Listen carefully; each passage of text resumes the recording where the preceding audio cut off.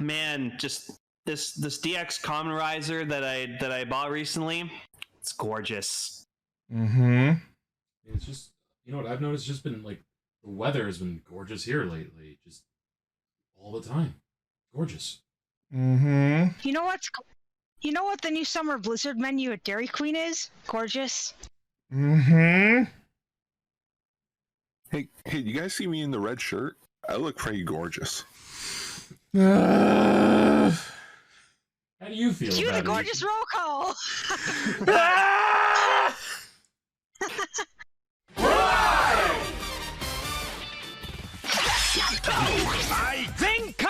Connect. Loading. Broadcast. Perfect! Show running super savant. Bluecaster, super Ichi. Loud and online. Greycaster, Robolane. Researcher of the Tokuverse. Yellowcaster. Ultra Guard. A spark of courage, the power of dream, Orange Caster, Global Salt Perka. Trauma Inducer, Northcaster, Saga. Combining comedy and critique. On air since 2014. Radio Sentai Castranger. Welcome to Radio Sentai Castranger, episode 486. Oh boy. Episode gorgeous. No! Most gorgeous Pokemon. Regigorgeous. Regigorgeous. And we got the title. Fuck! The first 2 minutes. No, we already had it. We already had our title. Gorgeous. Regigiga. God damn it! Reggie. That's serendipitous if I've ever seen it. Decker, put the gorgeous sash on Regigigas. Oh! No, make sure it's the shiny, because that makes it more gorgeous. That's what you have to do. If you just want to make anything gorgeous, you just got to put the gorgeous sash on it. You're good. God. And this is what it, and this is the sound it would make in the anime. Boom, boom, boom, boom, boom. Regigorgeous. Oh yeah, no, I love the video of like Regigigas' crying. It goes like Meanwhile, glitching. Meanwhile, Regigigas' cry in the video game sounds like it's playing its own boss battle music. Hell yeah. Boxing. And then we have Reggie Ice who just goes Reggie. Oh yeah, I saw a meme from lately that it was like Reggie Rock with like a blonde wig and a purse, and it was just like don't piss off like scandalous Reggie Rock, and it's like go go go go go go. I love those. Anyway, we're a bunch of Reggies that get every week for Kamen Rider Super Sentai and third thing. stealing my lines again. Oh, Dave, it's all in good fun. You stole my bit! Shoves head in tailpipe. Oh my god, he's killed the original Lane. He killed the original Big Greycaster. Luckily, Lane was Turns out he was owned by the studio, adopted by the studio. Somebody actually studios. Oh my god! Happened? I don't know why that got me so good. I'm fucking dizzy. I don't even know what you said. I like spaced out for a second. You'll have to listen to the episode. So, Yeah. Anyways, quickly, yes, I did get my my legend Kamen Rider. It is Oh, no. gorgeous. And Oh no, the feet! No. That's fucking amazing. Yeah, there it is. That's There's the meme. gorgeous. Why? I don't know. The internet's weird. But anyways, so apparently I got a special version because they fucked up and they gave me a second legendary legend card. Here's the thing, though. What two? was that in the box? Yes, they were both in the box in separate packages. Wow. It could be honestly like a Now that's mistake. one hell of a factory defect. Hell yeah. All I can say is I really like that transparent, sparkly plastic. Right? What's that now? Oh, I'm not going to say the word, but yes. No, I don't want to either. I don't bit want to is look done. at it either. Yeah, apparently according to Decker, I'm the only one that's ever happened to. Wow. Now that's legendary. That's gorgeous. No! Hey, no Pokemon fusions right now. In other news, that's a whole nother fucking video we could do. I feel sorry for that thing. Pokemon directed by. I was gonna say Pokemon directed by David Cronenberg. Yeah. The news. I can show something nice instead. Sure. Moon pie. I have two Jurassic Park dinosaurs and a moon pie. I don't know. Moon pie. I've never had a moon pie. I've always wanted one though. Neither have I, because they only have them in America. Yeah, I should. You know what? I'm changing my name to that right God the fuck now. damn it. No. I love it. Thank you, Sevens. You're amazing. In other news, I guess you could say I've taken a step towards becoming a Kamen Rider because on its way to me is my own rider machine. Yes. I have purchased a scooter. Yeah, you have. It is on its way to me now. It will be here next week. Does it come with its own like a belt and relays? No, I can get that afterwards. Cool.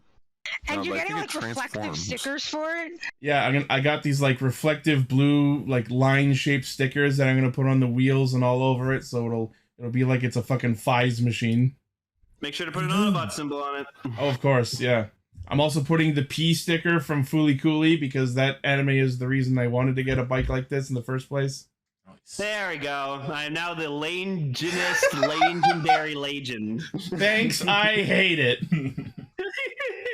Are you gonna give it a name, H? Yeah, I will come up with a name. I have not come up with one yet. The mini Black Cell Mini. It's really nice though. I like the color is freaking perfect. Yeah. Especially like was that custom that's blue a color? Bluecaster blue. It comes. This model comes in blue or red, and I think some versions of it from other companies also have it in full black. Oh, it'd be different and go red this time. And even black.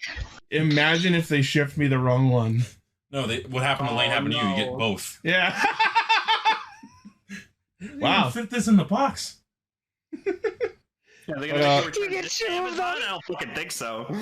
I will come up with a name and I will update you all when I do. Hell yeah. That's exciting. You gotta. They both come in, and that's like the start of the Rider story. It's the two machines, like their siblings, and oh yeah. You're getting your secondary mount. They start talking. It's us. What's your primary? Walter and Michael. Black Cell. His actual car. I have a black Hyundai accent that I call Black Cell. Is that the car that I heard? It's black and it sells. Is that the car that I heard Bustin' in for the first time? Yes. Yes. Okay, I know the car. All right, we have some news to talk about, so let's get down to it. News back. I still need to catch up on Free here. Someone didn't play. News mode. There we go. I didn't even have to click it. All right. Ichi, didn't you say that you wanted more Daybreak Gotchard? And lo and behold, we're getting a Daybreak movie! Woo!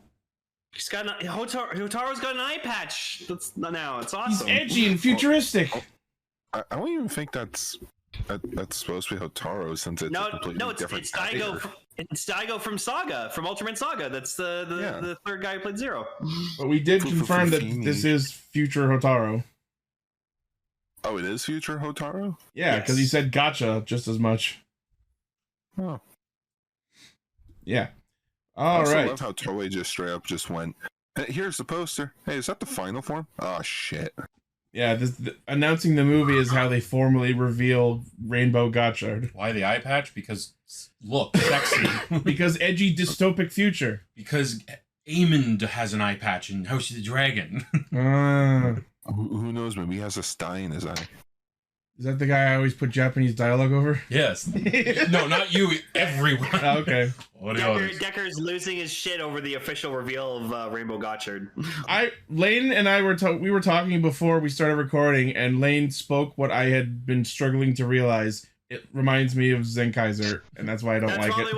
That's probably why I like it so much, because it has that nice Zenkaiser kind of feel to it. It's like I love the suit. It's great. It's beautiful. It looks something like Zenkaiser, but also like Saber's superhero Senki form, which was based off Zenkaiser also. Do we have a close-up of it, or is that it for now?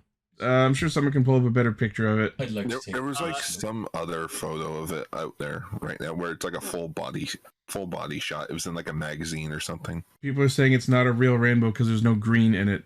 Oh, shut up. Green's like Pluto. It's not really a color. Don't tell Paul. No earth tones in the rainbow, he'll be crushed. You just blew up one of the planets. Oh, it was Pluto. It's not a planet. It's a dwarf just planet. A real color, just that's Precure. Ooh. I don't hear. Yeah. Oh my God. Great for green. Poor green. And Lane, what are these posters doing? 3 years. Oh God damn it! Bro, ever since Cell pointed that fucking out to me, that posters like to use blue and orange and shit. Oh yeah. It pisses me off to no end. Like I noticed, like he showed me posters, and I started looking up movie posters, and I was like, they all do it. They really all. And I wish this article. I also wish this article had swapped these horizontally across each other, because then the arrows in the background would be pointing at each other, making the Gotchard eyes, which I think was the intent. Listen, you. You're what's wrong with society.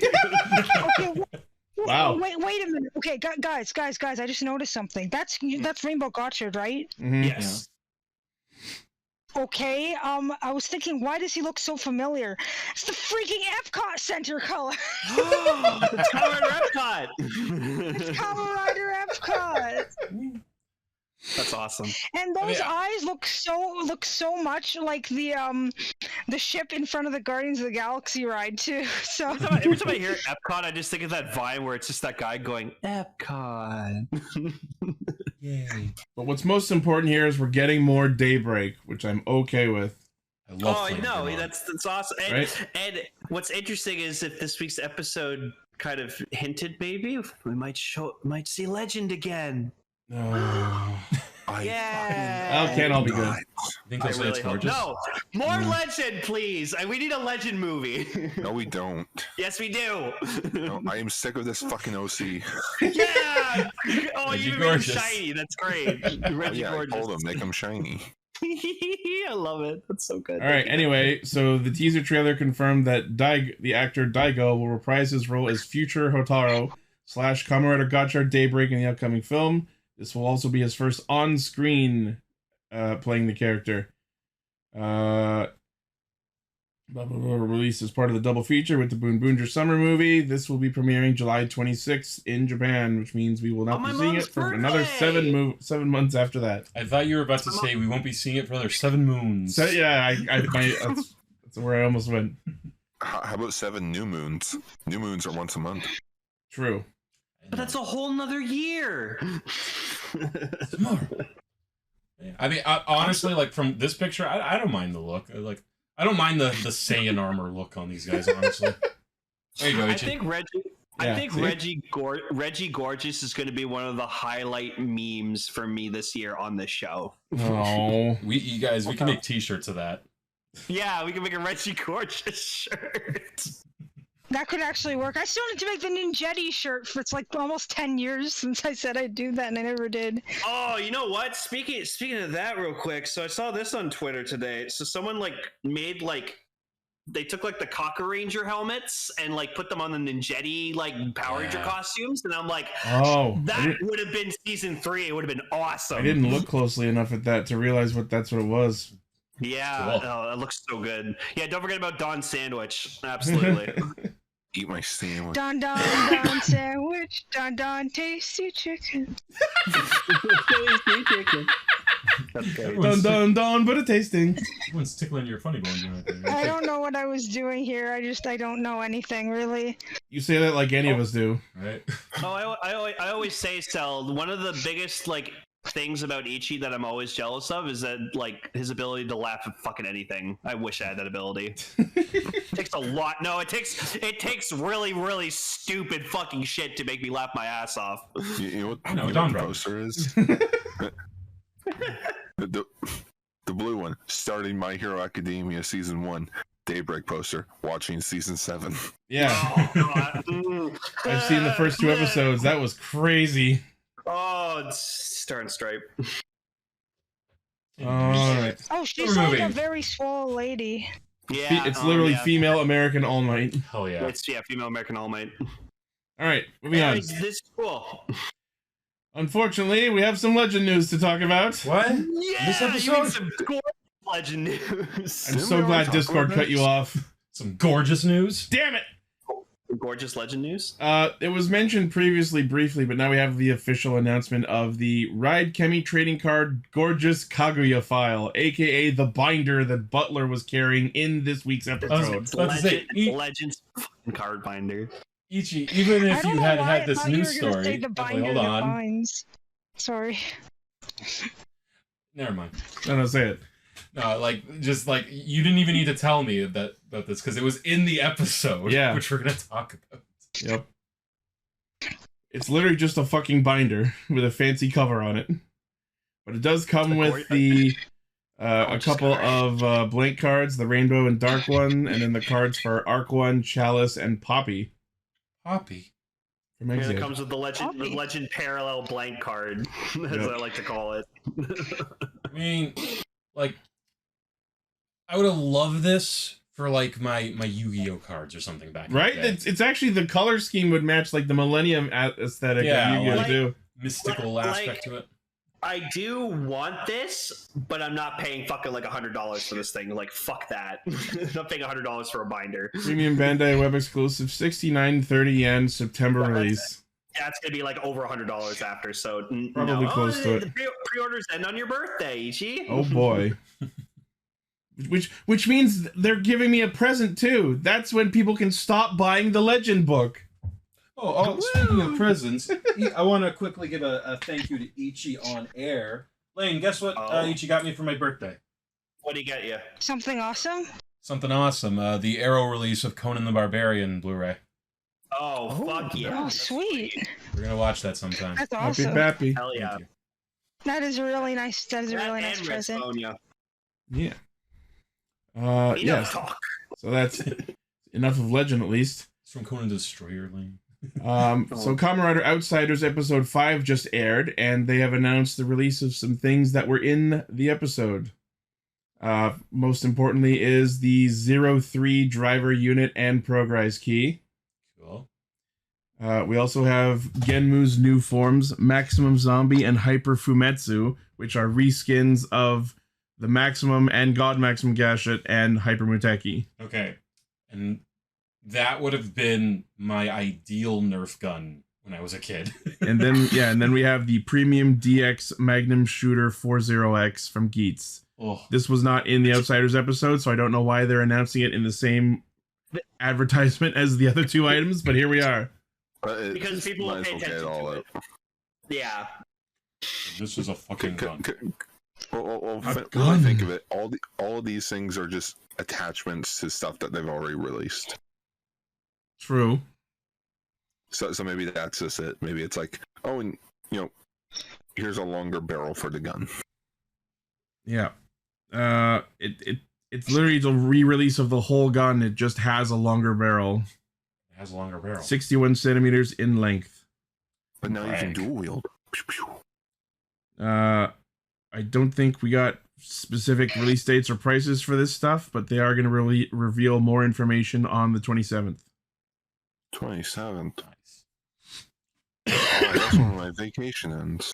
Fun. I'm officially on vacation, everyone. Woo! Cool. 10 days.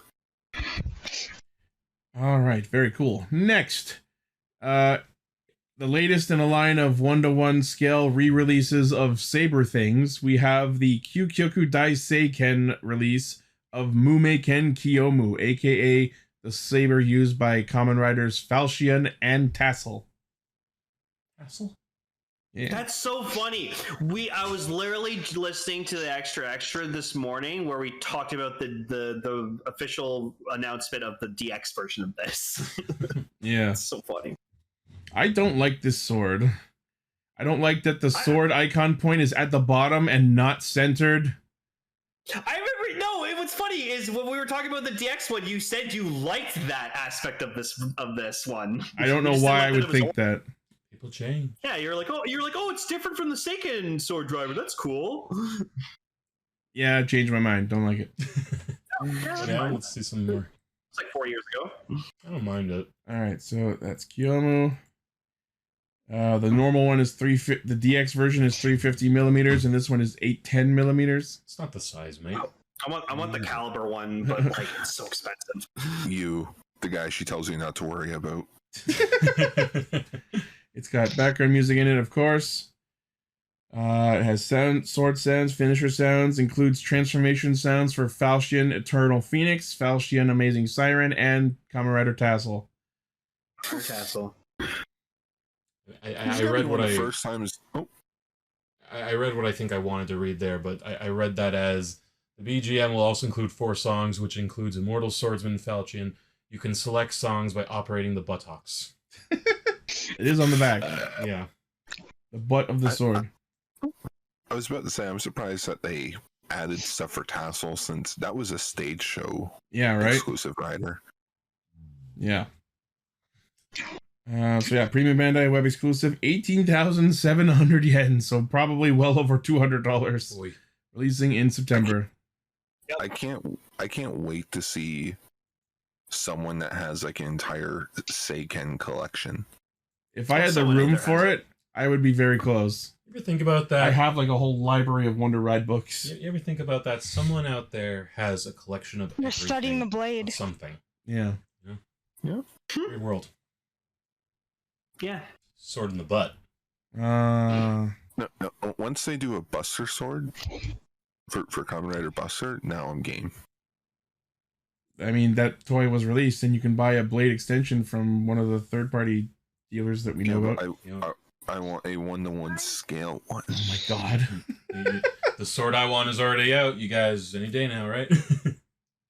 The V Sword Vega. Hell yeah. Sorry, Sal. If I see that, I'm getting it for myself. Or Well, fight for keep it. your eyes out at Enemy North. Anyways. Man, I want to go to Anime North so bad, but I have no money. I'm going with Does that Carl on stop anyone? Saturday. You could just go there and hang out outside. Get in the raid lane. No, there might be delicious and dungeon merchandise somewhere. Well, I'd love to see you, Emily, if I could. I'm gonna see Gar. Oh. Yeah.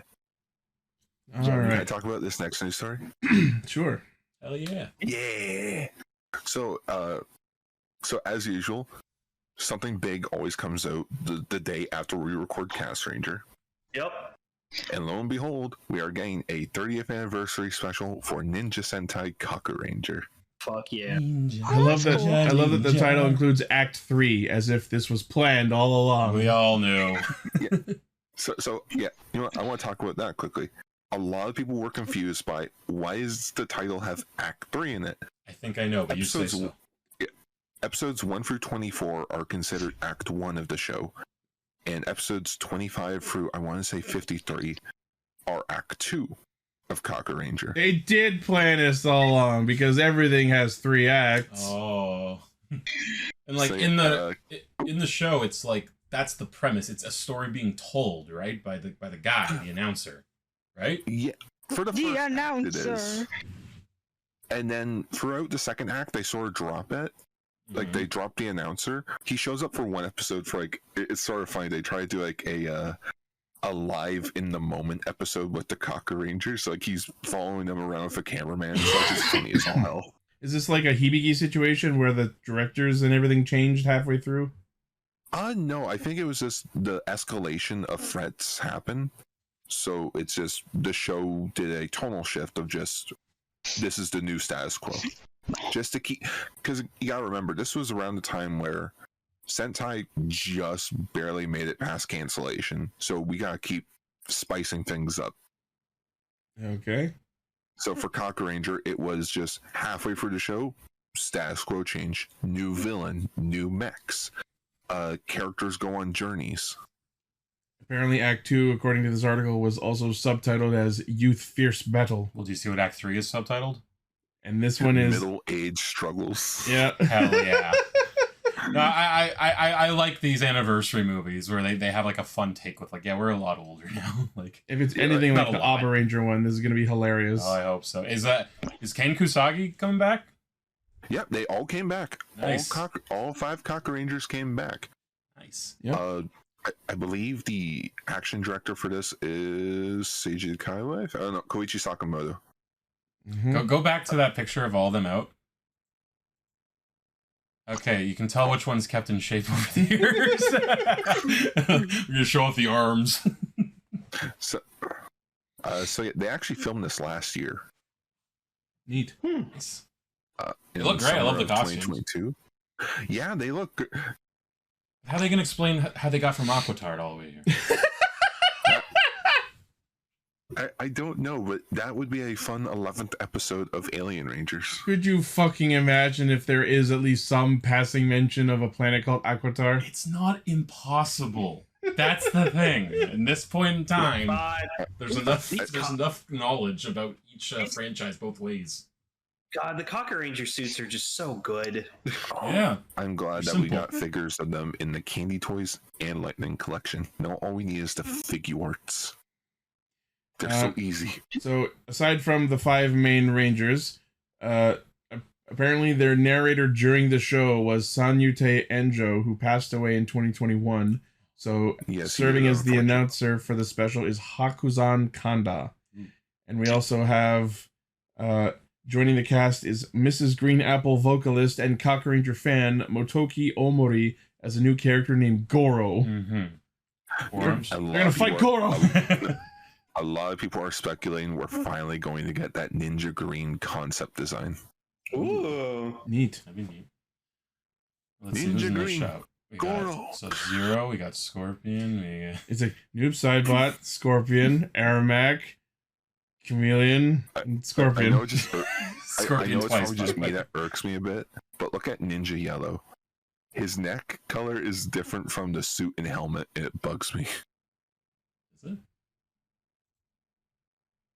No, just me. You mean the Ninja Yellow suit? Yeah. Oh, I see what you're saying. I see what you're saying. Yeah, Yeah, the gold ones stand out, I guess. Oh yeah, huh? I just want, you know what? If there's anything I want for this, I want a revamp version of that opening, or a revamp version of the ending. This shot of them makes the suit actor playing Ninja Red look like he's skin and bones. Oh my god, yeah, look, it looks like he collapsed. Seiji the Kaiwa, you are not. Yeah. It looks like the aftermath of a Final Destination kill. Looks all like right. he got wrung for the wash. Good point, Jerry. Miss Green Apple, Ninja Green. Oh. They're literally pulling a Midori Ninja situation.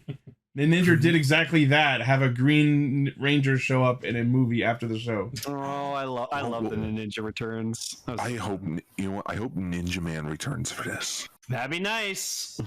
Somehow, some way, just get Ninja Man there. Motherfucking Kazuki Yao, let's go. Do his red form. That they did like one figure of. For Power Rangers. Yeah. So anyways, so Ninja Sentai Castranger Act 3 Middle Age Struggles is set to premiere this summer exclusively on the Toei Tokusatsu fan club. Nice. I can't wait for it. I want to see it. Yeah. Good time to be a poster. Castranger fan. Oh yeah, the poster's decent. I like that you see all the mooks on the bottom. Oh yeah. Yep. And I like that they include the seal again in the moon. Like That's correct, Orb. So Hydro I'll talk about when we talk about the special. Yes, Orb, that is also the voice of Frankie. Nice. Say super. He's also been in a lot of other Toku things. Super flavor. Super flavor. I saw that clip. So if that 30th anniversary special isn't what you all just want, that's a weird way of phrasing that. Premium Bandai is also re-releasing the Super Sentai Artisan Doron Changer. This time is now Doron Changer 30th Anniversary Edition. Hell yeah. Cool. So it's the exact same mold, same sound effects. It's just this one will include the music and dialogue from the 30th Anniversary special. Oh, I see. Very nice. Oh, this I will have no include idea lines what's from the so- upcoming special. Yeah. I'm not sure what's supposed to be. I think it's like looks it's familiar. it's like a talisman. Yeah, it's like I think it's just meant to be like a charm, a pendant. Yeah. That's been sentied up. And the word Doron, it just means poof. But The poof changer. Yeah. Well, you gotta remember, these are supposed to be like ancient artifacts that get passed down from generation to generation. Ancient technology, my friend. Ancient Chinese secret, eh? Premium Bandai. Egyptian card games. Premium Bandai web exclusive 11,000 yen February 2025 release. Just in time. Just in time for the 31st anniversary of Kamen Ranger. Yeah, I was gonna say for the movie. Never the movie. Oh, when's the movie coming out again? Sometime in the summer. This summer. Yeah. So this isn't coming out until next February. Hardcore fans, I guess. All right. Next, speaking of re-releases of old Sentai changers, to commemorate next week's episode of Boonboomger, where Go on Red will be cameoing, we have the Memorial Edition of the Go Phone. Very cool. I always liked this changer, but I never actually got around to buying it. Now you too can seal Venjix away from... Now you too can do that move that the blue RPM Ranger did and put the soul in backwards so that the explosion happens in front of you instead of behind you. Yeah, it's the same thing with That's actually kind of genius if that happened on the show. It did. Let's go on. I love ridiculous stuff like that. It's just like Pikachu the Horn. RPM was great because it deconstructed toku tropes in a really interesting way. Why does it have eyes? Big googly anime eyes. So this is like the ultimate monkey paw. Where, congratulations, it's a new Go phone. Downside, it's just Red Ranger dialogue. Surprising, not many. They're the mascots. Well, some people are upset. It's like, oh, why doesn't it come with blue sound, like blue dialogue or yellow dialogue? It's like, yeah. This was a quick thing, I'm guessing. Yeah, they're gonna make another one later with the whole team. Oh yeah, they'll make a Go On Your 15-year anniversary edition. Because it is a memorial edition, the screws on this are hidden to give it a realistic appearance. That's a very nice touch. Nice. You can set the change soul, play the Go On Your Henshin sound, plays lines from Sosuke, BGM from the song. Item will also include the engine Gatai mode. You enter commands with the numeric keypad, and you can get Engine O G6, G9, and G12, as well as normal Engine O. Maybe let you do everything except make a phone call. Yeah. Well, wasn't this like one of the last times we've actually gotten like a cell phone changer? Because I know Shinkenger's kinda. Gokaiger. Yeah, Shinkenger and Gokaiger, but then I think that was it. I don't count the cubes from Zooger because those like that. Yeah, I was wondering if those. I would count those. They're weird. They're weirdly shaped, but they are phones. Tokirokugo, he had a smartphone. Yeah, Tokirokugo had a smartphone as well. Rokugo had a smartphone, but yeah, we don't really do cell phone changers anymore, do we? It's not as often as it could be. Let's just put it that way. Also, because cell phones are kind of outdated now, because like everyone has smartphones. Also, someone pointed out we haven't had a Green Ranger since Kira Major. Oh wow! I mean, that's not that many years. That's a few years when you realize it. Well, maybe Kamen Rider is about to change that. Did we mention that it comes with dialogue from Speedor? Yeah. Sosuke and Engine Speedor. Premium Bandai web exclusive, 13,200 yen, releasing in January. Alright, kids, if you want to recreate the scene where Venjix gets released in Beast Morphers, spoilers for Beast Morphers. Wow. Fans will have to go on waiting. That's good. Classy. Oh, it's supposed to be like a stylized G. That's what. I hope they make Go on Green and Black changer. That'd be awesome. Oh, the shift changer? I love that one too. Yeah. Sick. I don't know. Since this one doesn't come with blue and yellow dialogue, I don't see them making. Yeah, I think another one. I think this is just because Go on Red is appearing in Boonboomger and he's the only one to do so. I could like to imagine Ichi just like, oh, they released the memorial shift changer. Only comes with Go on Green dialogue. Buying it. Fuck Gunpei. No Gunpei. All right, very cool. Next, so we have the upcoming Tokusatsu Sentai Deck Ranger with Tonbo Oger special, aka my boy Yanma gets to simp for the woman he's crushed on since childhood, officially. Yep. And another trailer was put out for it where they reveal there's going to be a second Decapink in the movie. I'm seeing double, 4 Decapinks. And she's being played by Sononi from Dawn Brothers. Yeah. Oh, okay. She was just not gonna lie, it was probably just one of those things again that I like to joke around with. They're reading the script for the crossover movie. Hey, we need someone to fill in a quick bit role. Has anyone got an hour? If you're paying very close attention to the suits, you'll notice that the second Decapink suit is different because its neck covering is black as opposed to the normal suit's white. Also, look at the stitching on the other one as well. The suit's faded as well. Mm-hmm. The SPD logo's black, more darker on the belt buckle. Also, you know what? It's the stage show version because you can see the clips on the outside. Mm. Oh yeah. Helmet's bigger. You know what this reminds me of a bit? You guys remember that SPD episode Boom? Where Boom pretends that he's the orange SPD Ranger? I loved it. Oh yeah. Not the dream sequence suit. No, I'm talking about his fan-made suit that he had. Like stitched together, like in a like I guess in the closet. Yeah. Man, we need to do a Kelson Henderson like appreciation topic. Yeah. That guy carried Power Rangers. All right. So yes, this is played by Amiso Miyazaki, who was Sony and Dawn Brothers. Details such as her civilian name and other character information will be revealed later. The Deca Ranger with Tonba Oja special will be on the TTFC sometime soon, but I don't think we have a release date yet. No release date yet, but you know what the two Decapinks are? The one on the left, SH Figuarts. The one on the right, Lightning Collection.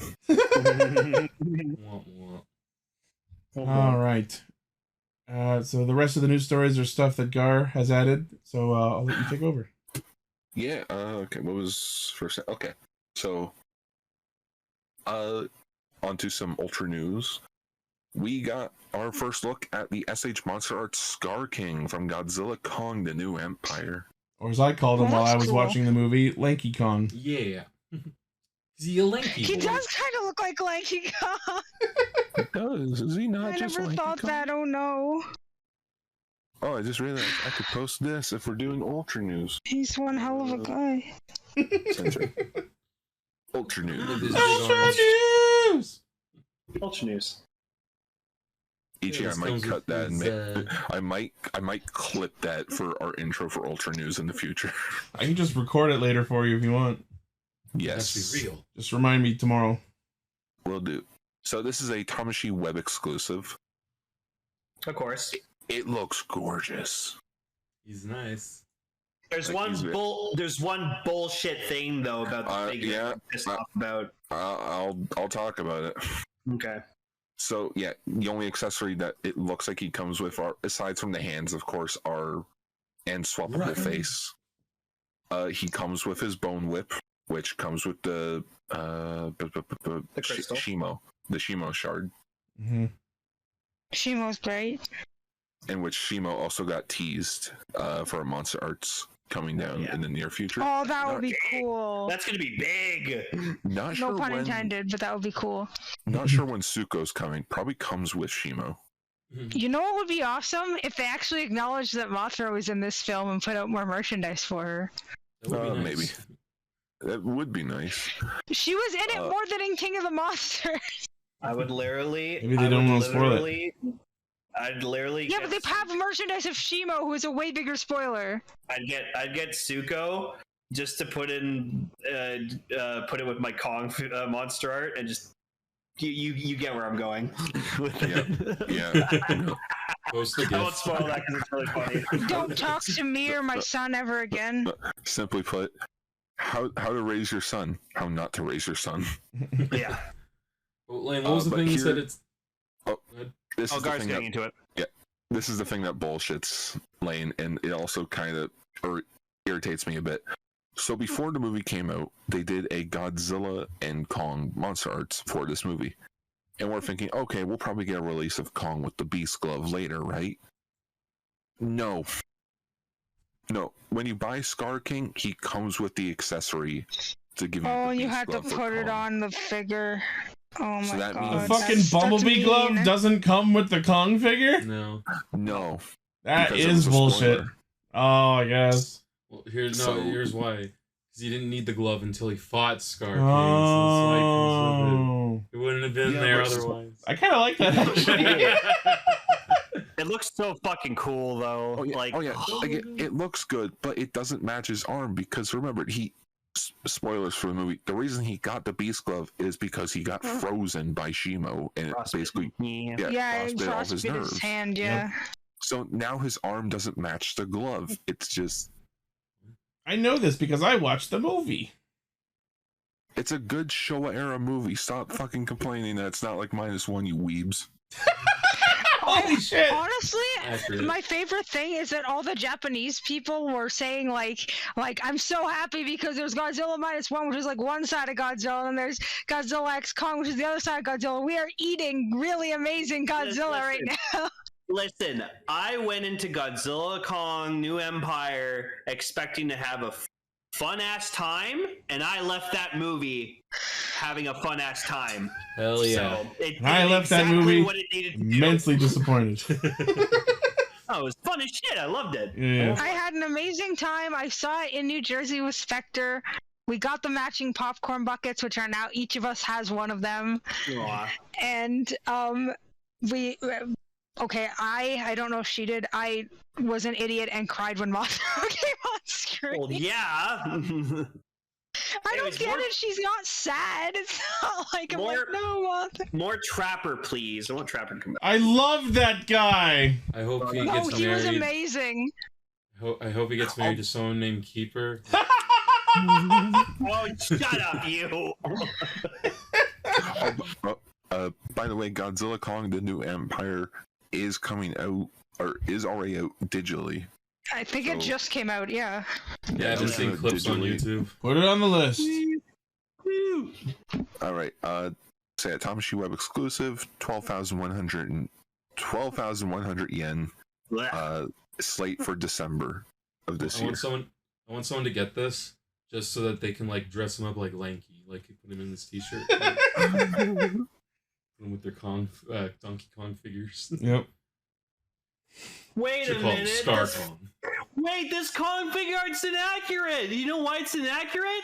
He doesn't have his metal tooth. You bastards! Bastard. Yeah, You they bastards! literally could have made another Kong monster arts with the metal tooth and Yeah! You fucks! Swappable head. Oh, that irks me so much. This I mean, is you could just Custom job. animations. I mean, you could just paint the tooth silver, but like, still, god damn it. No, I'm gonna go the extra mile. I'm actually gonna extract the tooth and put in a metal tooth. That's dedication. That's Wait. good. Oh, it doesn't show it. I hope Scar King comes with the pointing and laughing face. I hope my so, God. yeah. It was so, Yeah, when he it could've literally so fucking easily. when he looks at Kong's metal tooth, the guy, look at this fucking idiot. Oh no, I'm talking to Castranger. All right. Oh, They next could news have story. They could have so easily just had there be a swappable face, like you said. Yeah.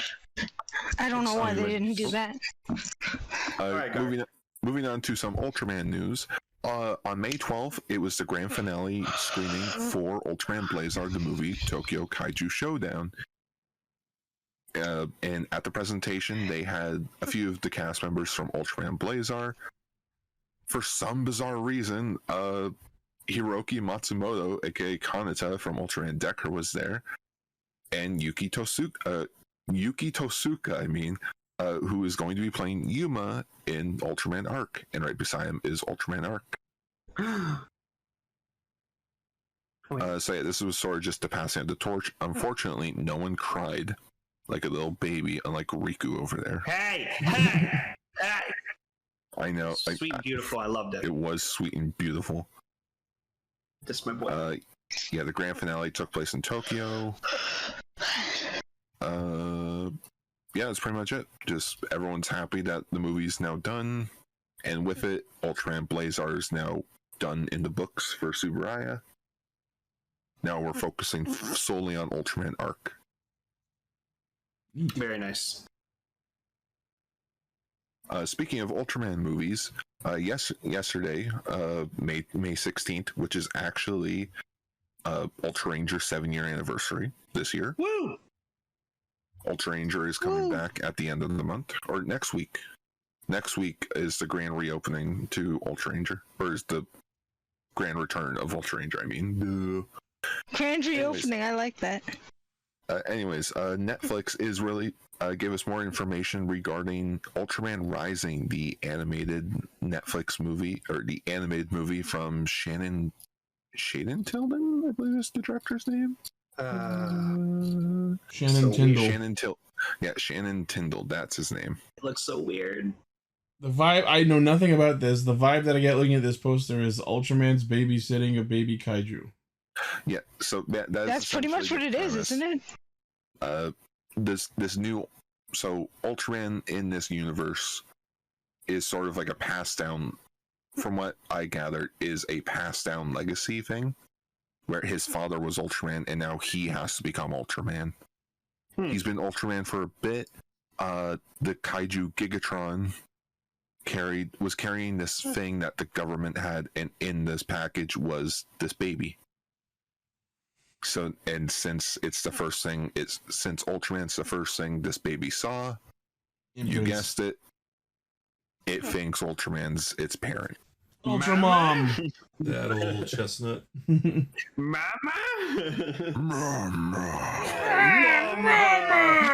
Get off me! The babies! Ultra babies!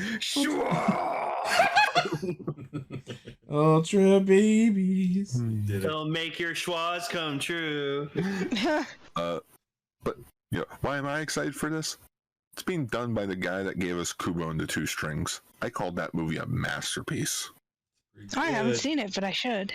It looks so weird. Ultra babies, they'll raise a young kaiju. I was gonna say this looks more like if Tim Burton made a Ultraman. The hands are creeping me out. I'll watch it because I feel like I have to. There will be a Japanese voice cast, which I believe Gokai Blue's actor is playing the main character. Oh, good for him. Yeah. I'll watch in Japanese. Fumio Koinata is playing Professor Sato, Ken's father. And Akira Hayami is also in the movie. Yeah, Fumio Kohinata, Akira Hayami, Fumihiko Tachiki. And one of the bigger names that came out was is Hiroko Sakurai, who was Fuji in the original Ultraman. She has a voice role in this movie. Very nice. Oh, wait a minute. Okay, now I gotta watch the Japanese version because apparently Takuya Aoyagi is going to be the captain. You mean Starshine Hoshino? Yeah. Very cool. So yeah, excited for this movie. Comes out June 14th. We'll probably be doing a something in the Discord for it the following day afterwards, so that we can all watch it together. Also, there's a new song being performed for it. It's good. I like it. And in this new trailer, someone pointed out that the main character Ken has a Abereno figure. Nice. Like in his room. And everyone's like, is he allowed to do that legally? Like, that's a Sentai toy. Yeah, there it is. Decker posted it. Just he's got a Gomora as well in the Oh, background yep. there. That's definitely Abereno. Bolton, Naranga, all that. I wanted to bring that up because the last news story actually involves Aberanger in a sense. Once again, it's Friday, so another cast member for Ultraman Arc got announced. And it's Koichiro Nishi, who was Abered. Oh, very nice. Neat. That is Abered. Yeah. Good for him. Yeah, he'll be playing the skip captain Hiroshi Ban. Wow. So we went from Heart to Abba Red. Yeah. Abba Red. No, nope. It's Abba Red. Abba Red. Okay, I had it right for a second. Yeah, because yes, that bugs me. Yeah, it's the tongue twister of Abba Red. Just Abba Red. Yeah. But yeah, he mentioned he's 44. That means he was 24 when he did Abba Ranger. No, like 23. Sounds about right. So yeah, he's like, I've done tokusatsu in the past. I'm used to it. I'm excited to be part of Ultraman. I'm gonna give like a thunderous performance. Like I'm gonna go out with I'm gonna do this with a bang this year. With a bang. Yeah. Aside from that, that's pretty much it for Ultraman news. All right. Well, that will be the end of the news segment for this week. Yeah. All right. Let's get into Gotchard. Gorgeous time. I'm not paying for those. Oh. Hotaro's pregnant. No, come What? on. No. Empreg. I don't know, Texas is being. So, anyways, this basically sums up my response to Legend and Butler leaving. Don't leave me! I don't want them to go. I love these two so much. They're I will gorgeous. say, at the end, when they had that party and they had that poster, like, welcome to our world, my immediate reaction was, oh no, please don't tell me they're staying! I wish. But, I fucking wish. Kaguya basically goes, my planet needs me. Until He died on the way back to his home world. Until apparently he sees he stumbles into a glimpse of Daybreak Gotchard's world, and he goes, "Oh my God, Hotaro's looks like she's sad and in trouble." That looks to me like a movie tie-in. Yeah, so there's a possibility we could see Legend show up in the Daybreak movie, Probably. which I would not be opposed to. More Legend, please. Is this guy popular? Like, because he could. With me. That's all that matters. Not with As a we lot know. of people. He's decade but better. I skipped last week's opening, so I don't know if this was an update that was this week or last week, but did anyone else notice that the fucking Romeo and Juliet play was in the opening? Yeah, unfortunately, yes. Oh yeah, that was in last week's. But that means that, like, William Shakespeare is in a Kamen Rider opening. Wow. What a timeline. Yeah. Can I switch to a different timeline, please? But I will say that one scene before the opening where Rine is trying to, like, play interference between Butler and Hotaro's mom, the way they were, like, swirling around each other, I'm like, why are you guys doing the goddamn Tokuger roll call? It's an homage. It looked like that famous, like, club dance move that was a meme in Japan for a while. Oh, really? Yeah, there's a gif of Monokuma doing it too. Oh. Maybe that's where Tokuger got. Maybe. I think that is where they got it, but it could have been the other way around. It could have originally been Tokuger. I'm not sure. Damn, Tokuger was ahead of its time. Wow. But yeah, so the setup for the episode is that the three evil black diamonds have turned Saigetsu into the big bad Doom's Clock, which is clearly a reskin of Satellite Arc from 01. Specifically, it is not Doom Clock, but Doom's Clock. And all I could think was that sounds like a bootleg version of Death Clock. Yeah, I was thinking the same. So if that's Doom's Clock, is there a separate existence named Doom? And then they said this, and I just cracked up. That brutal event was still carved into our collective memory. Yeah, they were talking about how there was a previous Doom's Clock and Just them quote-unquote... referring to it as brutal after I was thinking about Death Clock. Yeah, they were talking about how someone destroyed the previous one, and clearly they're hinting at Decade. It's like, I love how this thing manifests itself. It's literally a giant clock, ticking clock. Could you imagine that's what took out your universe? A Wile E. Coyote-ass bomb? All I can think about is the line from the Spoonie the Thing Let's Play. Who designed this bomb? The Joker? But no, the model that was used for it is clearly the satellites from 01. They're just really hammering in the 01 homage in this arc. They unfortunately... They have assets. They should use them. They unfortunately went to the school for Divatox bombing, where instead of saying it for like 5 seconds, they said it for 9 fucking hours. And at two separate points, in this episode, there are several hour-long gaps of time for no reason. Dude, transit is awful. Okay, like they escaped the monster and then they sat around doing nothing for 4 hours. No, but the question here is why 9 hours? Like usually it's like 12 hours, 24 hours, 1 hour. Maybe. It did start at 24 hours. It was in the previous episode. Okay, that's fair. He's just yelling that just reminds me of that Angry Joe meme where he's like 4 hours. But yeah, like halfway through the episode, we cut and 4 hours have passed and nothing's happened.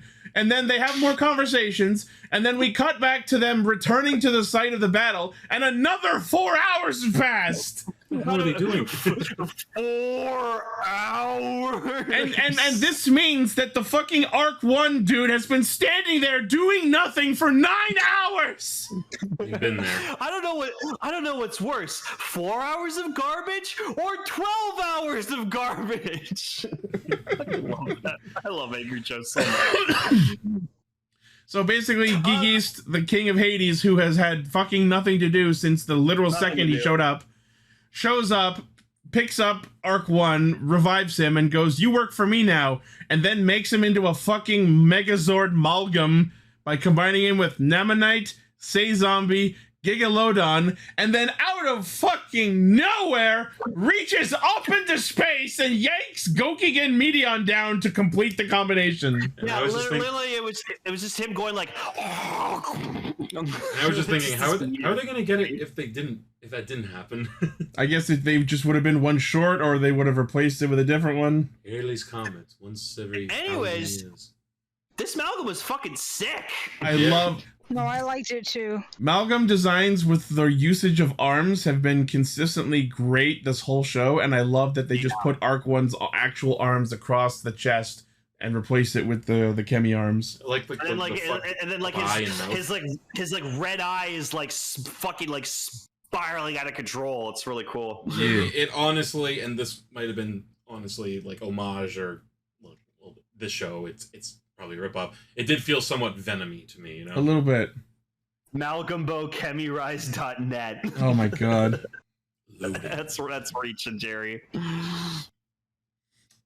So basically the whole base of this episode was Kaguya. He wants to feel like he wants to like shoulder the responsibility of like taking care of this himself. He doesn't want to like involve anyone else because he feels he has to do it. But obviously, going through that whole trope of like, oh, I want to be friends with them, but I can't because I'd be putting them in danger. So I'll just fight it myself. He's already a rider. Yeah, and then like legit, like everyone just says to Kaguya, being like, you know, Hotaro's not gonna let you do this by yourself, like no matter what the fuck you say or do. And I was like, that's accurate. And then we just Spanner and Sabimaru find him in the middle of a school having a bath because they're like, what are you doing? And he's like, oh, I'm gorgeously prepping myself for a battle. Okay, he's not just bathing. Yeah, he's in gems. He's bathing in fake gems with a glass of wine. He literally said he was polishing himself. Emily, I'm not even joking. Legit in the Legend special, this was legit the first time we saw him was in a gem bath. It's so funny because, like, if you look at that close-up of him that Decker posted a screenshot of, if you see him moving, you can tell that he's wearing, like, a suit with the gems on it. Yeah, like, it's not like he's actually hilarious. Like, I didn't notice that. And clearly that's just for the sake of the shot, but it's so fucking hilarious to imagine in canon him getting into this bath. Like, obviously what they had to do is put him in the bath first and then fill it with the gems. But I was saying to Sal while we were watching it, just imagine if he was too stupid to think of that and just poured the gems in the tub first and then got in. Ow, ow, ow, ow, ow, ow! The gems are so pointy, they're scratching me! The Scrooge McDuck style. All I can think with a glass of wine is I'm in collage. Actually, you mentioning that of like, you know, he pours in them, like, you know, pouring them in first and he goes in. sorry to tangent back to Ultraman quickly. For the teaser for that trailer that we got, there was the musician doing the music wore an Ultraman mask, put the milk in first and then the cereal, and that made an uproar on Twitter.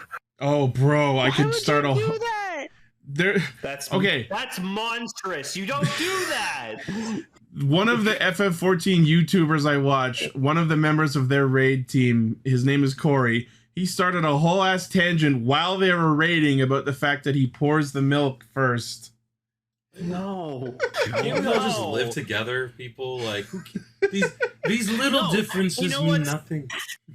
You know what's an equal crime to that? And Nietzsche's gonna fucking, like, be so proud of this. Not putting milk in cereal.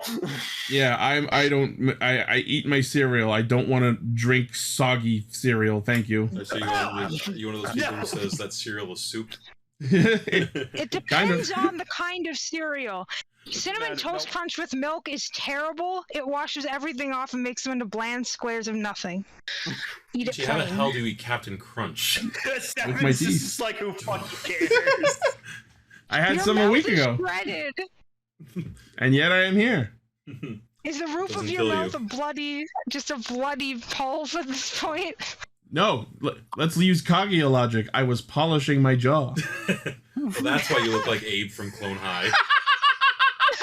Man, he got put through the fucking ringer these last 2 seasons. Oh my god, no. Yeah, like, it was kind of shocking. I mean, in the original series, we had that one episode where he got really bloodied up. And then they just decided that's his bit now. Yeah, now he just kept bloodied up. Alright, let's get back on the Gotchard. Okay, sorry. So anyway, Kaguya gets out of his bath and puts on a fabulous new cloak. Oh, it looks great. He looks gorgeous even. Shut up. To what you were saying, I actually like the idea now of, like, Butler, like, pouring in the gems over him. Yeah. Like, with like, one of those, like... It's like a shower shampoo commercial? Yeah, so, like, so, do you prefer the sapphires or diamonds today? I think today I'm feeling the diamonds. I don't know why. I'm picturing a Mr. Burns Smithers type of relationship. Yeah. God, I hope so. Mr. Kaguya. My diamonds. Yeah. Yes, Kaguya, sir. I never get the writers I want. No one does. You assure me, don't you?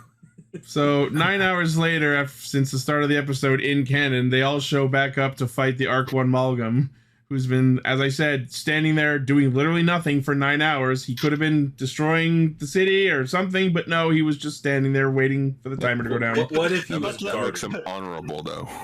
Butler, have you ever had that dream? You know, the rider riding kicking through the window. Oh, just fucking Kaguya puts his fucking driver on. You're quite good at turning me on. You should probably ignore that. Say it to, like, you're quite good at making me gorgeous. Okay, that was a good one.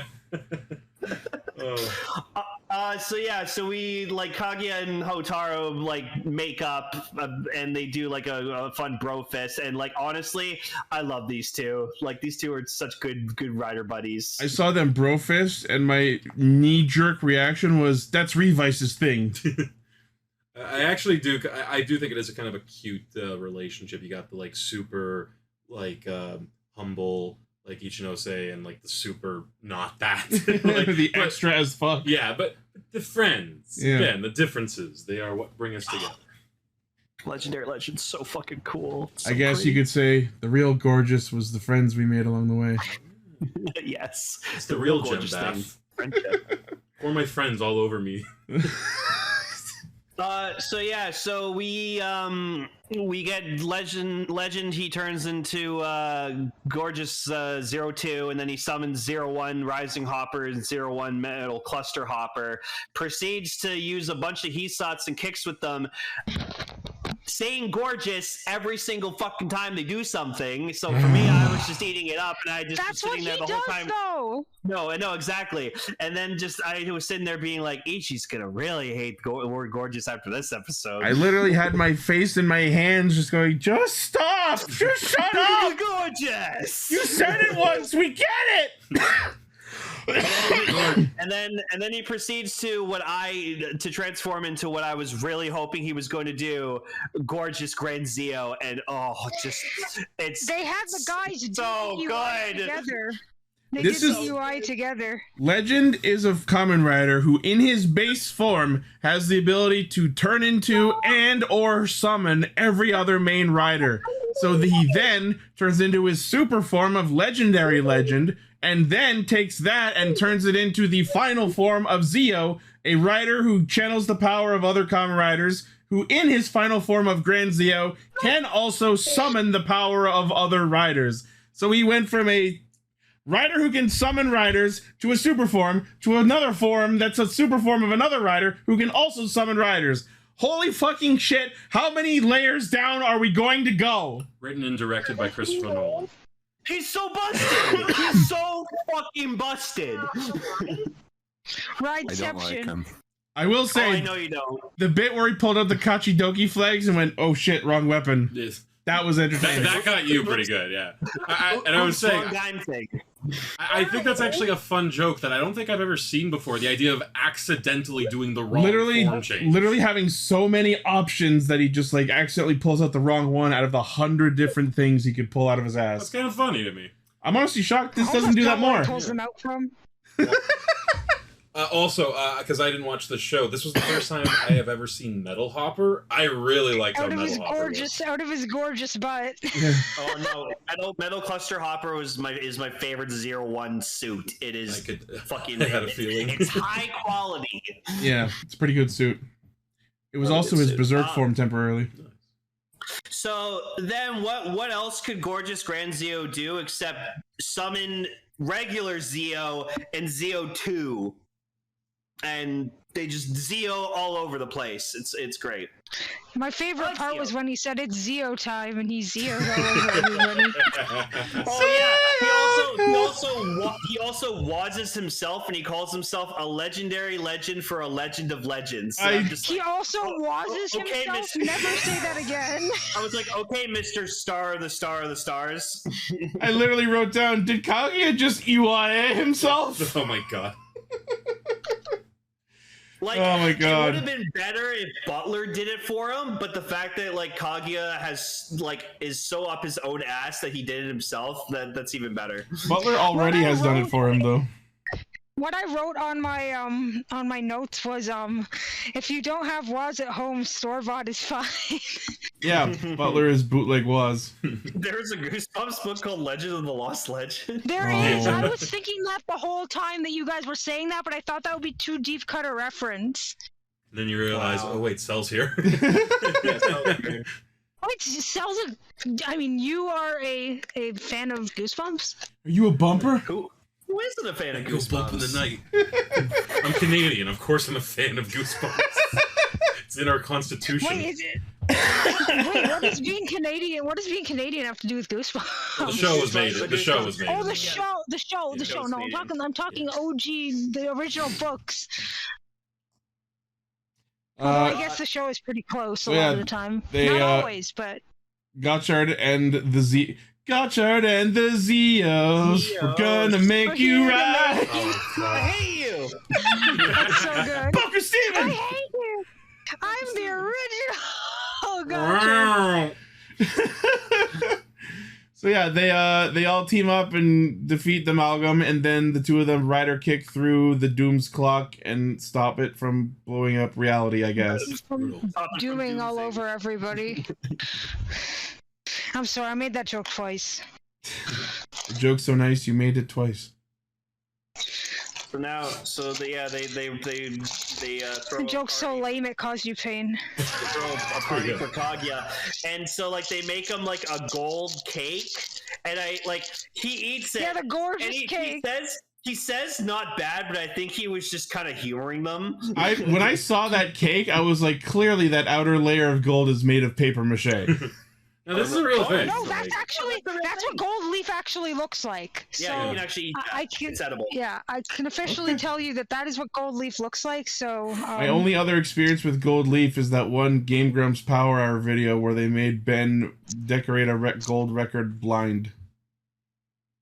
would have been funny to see Spanner in this episode. Just Kaguya, hey, when are you gonna leave? Oh, Spanner hates the man. He hates him so much. I thought you were going to say it would be great to see Spamton in this episode. That would have been interesting. Oh, man.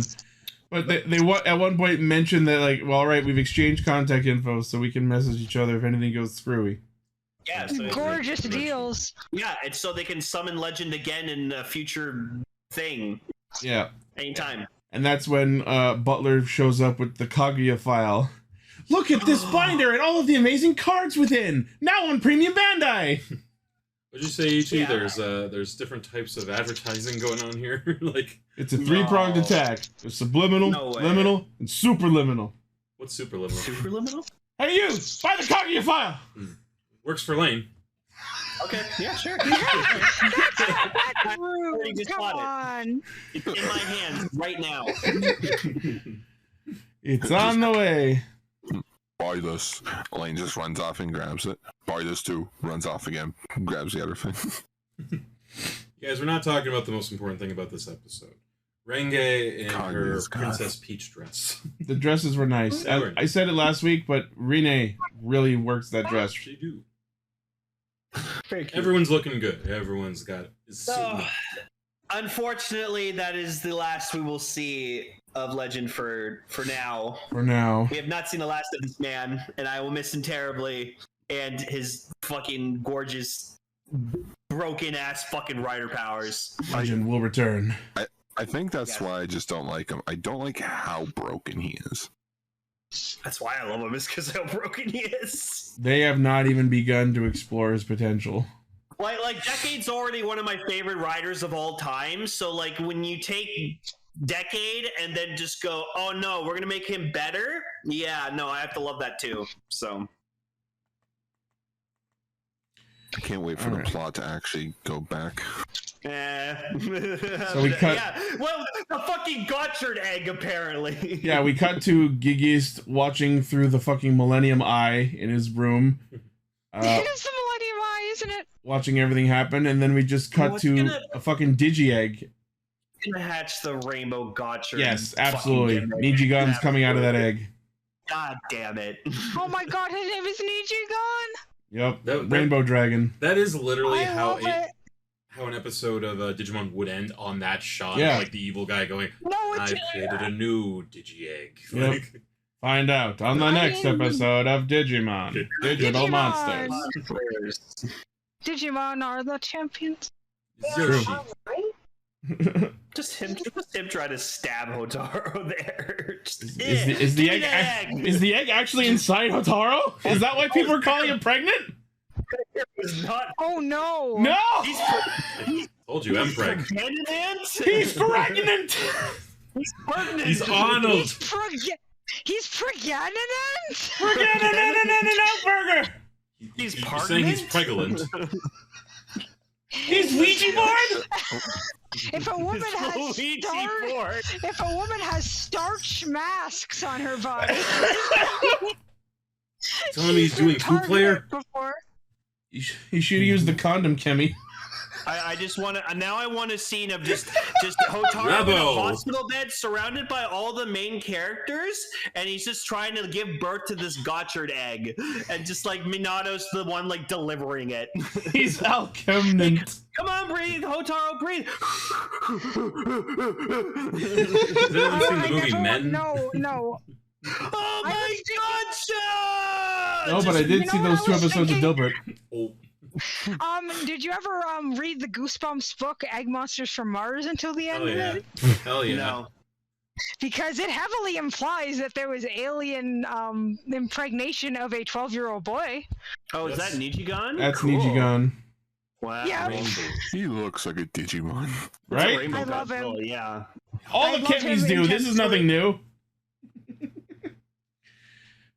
Alright, so yeah, next week Gigis finally gets his turn to be evil, and I love that there was one shot where he took a Kemi card and like crushed it in his hand. We're all like, oh no? Question mark? Oh my god, remember that meme with the guy crushing the business card? It's come back after all these years. That's how you summon a persona in P3. Or no, P4. You crush a business card? Yeah, you take the persona card and you crush it in your hand. I said 3, but no, that's the one with the guns.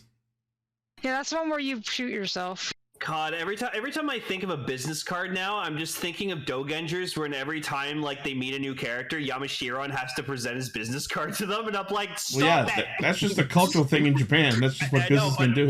But Yamashiron does it the most, and I'm like, stop that. Because he actually works for a business. I know. The rest of them are just fucking hobos with suits. Hobos with suits. Tell me I'm wrong. Just because you're right. Why would you say something so controversial yet so brave? It's so right. A bunch of people in suits. Yeah, I need 3 stockbrokers. I can't stress this enough. Go watch Dogengers. It's really, really good. It's funny. But it's so hard to find. I will say, I'm not feeling the new season. He can give it to you. I'm not feeling the 3rd season as much as the first 2, but I have faith it will get better. High school has been a ride. I love it. Anyways, the speaking of a ride.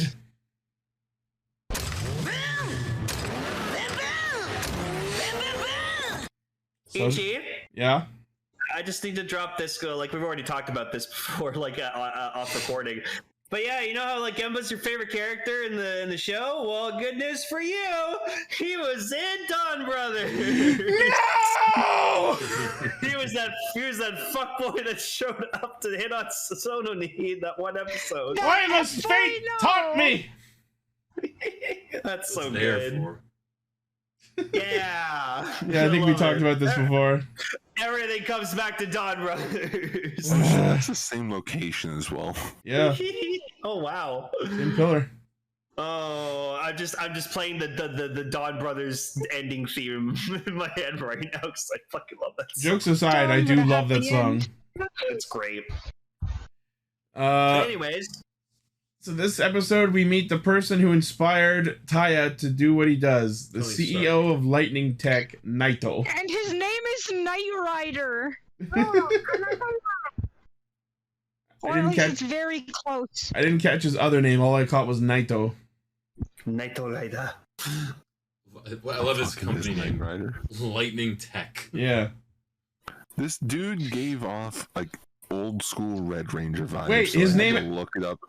His name actually was Naito Rider? In this show, are you telling me you're surprised? That's fucking awesome! I must have been looking away typing when he said it. Oh my god, Naito Rider is gonna get along with Michael from the Hokkaido movie. Michael. Oh my god. From Hokkaido. Hokkaido, sorry. He's saying Hokkaido. Yeah. The Michael tank. It's so funny that like a couple of weeks ago we talked about that movie with the Michael tank, and then the next episode we talked about Wind Spectre, and the name of that episode was Bike Michael. Michael. Fate really is a weird thing. That was literally the character's name, Michael, and I'm like, you mean Bike Michael? No, and then we got introduced to the FBI robot Brian. I'll Yeah. never forget Brian. Brian. All right. Anyway, in this episode, I love toku names.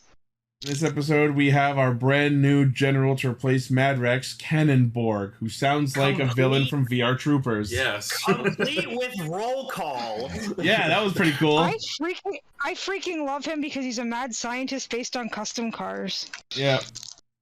He's voiced by Orochimaru. Oh, nice. Really interesting. Yeah, I looked up his VA and I was like, who is he? And it's like the big famous role that I saw him for is Orochimaru from Naruto. Which means he's going to backstab everyone. Yeah. That's what Orochimaru Well, he did threaten to modify his underlings. Cannonborg is a bit weird because unlike Mad Rex, it's just we did get the alert that he was coming down to the surface, but it's nothing like big or grand. It's just sup nerds. He just shows up. CO2, you actually say that? I could see this guy in Beetleborgs. It's fucking weird. He looks like what's his name? The Derek Steven Prince's character. Blue scientist robot dude from Beetleborgs. Blue scientist robot dude? What's his name? Oh, Noxic. Noxic wasn't blue. He was white. Yeah, he was. He was blue and white.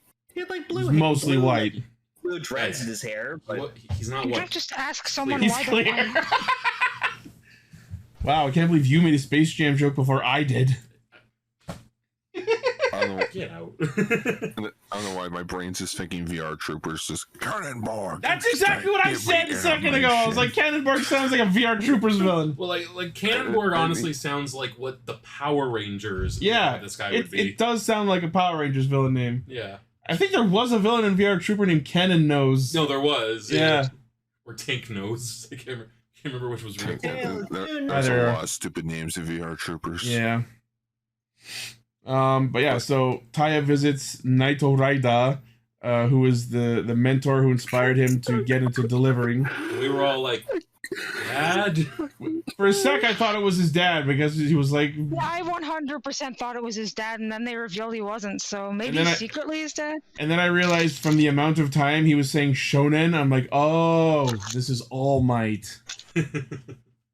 All Might Rider? That's good. No, it doesn't work.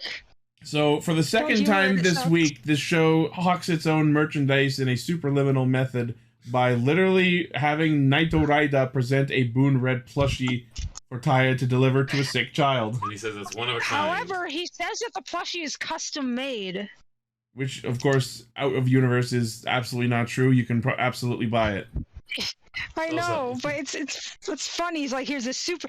It's like the opposite of how it usually is, because like usually in shows there's like merchandise that you wish existed in this world, and it's like, oh, this is like a super special custom made thing you can't get, or in the universe itself, it's like mass produced. Like in that episode of Panty and Stocking with like all those plushies and figures and stuff that don't exist in our world, but in their world it's like super easy to get them. I didn't realize until the end of the episode that in this opening scene between the two of them, Naito didn't know that Taya was Boon Red, but then I realized at the end of the episode he figured it out because they were like, oh, Boonboomger had a red car. I think he had his suspicions, but then at the very end when it's like, oh, sorry, I gotta take a detour. Oh, it turns out that Red showed up at the hospital. Oh, I think he had his suspicions, but this was sort of confirming. Always helping out everyone, aren't you, Taya? I love that Naito specified, all right, you're going to take this plushie, you're going to deliver it to the sick child, and you're going to use your red car to do it. You better fucking use your red car. That little boy is going to die. Number 2. I don't know why, if this was like a 90s or 80s... If this was a 90s or 80s Sentai, I could see Naito Rider just sitting in the chair, like, just... pulls a cigarette or has like a pipe, just all right, now listen up, kid. Now here's what you gotta do. Here's what you gotta do. At one point he was like Subarashi, and I was like, settle down, you're not Kogami. Well, yeah. Just he's in Kogami's office. Is that actually? Yeah. Oh man, I have to look at that scene It's the again. same set, just redecorated. It's been 14 years. I would like him to be an ongoing character, but I don't know if it's gonna happen. I honestly thought the twist of the episode was that he was the villain. That would have been neat. I'm glad he's not, because I'm sick of every corporate character being evil. Yeah, it is getting overplayed, honestly. He should be. But accurate. Although, we from 01, we have both the heroes and villains are corporate. That was the theme of the show. Mm-hmm. Yeah. I did think it was. Go ahead, Gar. I was just gonna say I like the cute little bit at the beginning of the episode with what's her name? Tasha? Government. Oh, Saibu? No, the government lady. Yeah, Saibu. That's it. Yeah, Saibu turns on the call and just Boondario's like, hi. She's like, and she melts again. The little wave, just hi. Yeah, it was so cute. Now here is the ultimate completely unrelated question before we go to feature topic, because I know I'm gonna duck out. Should I eat this soup or should I hang it on my wall? I'd say eat it. Eat the soup. Okay. Wait, did you say should I eat this soup or should I hang it on my wall? Yes. You're gonna hang a soup on your wall. It's in a package. Soup is in a package? Sure. It's like dry, and you like add water to it. Okay. You never made soup? Yeah, it's like when you make Lipton chicken noodle stew. All the contents come in like a bag. Oh, for some reason, my brain just imagined liquid inside a plastic package like that. Sorry, Emma, I just pictured you like putting it on your wall, and like not in a framer, just like taking a hammer and nail and just wham.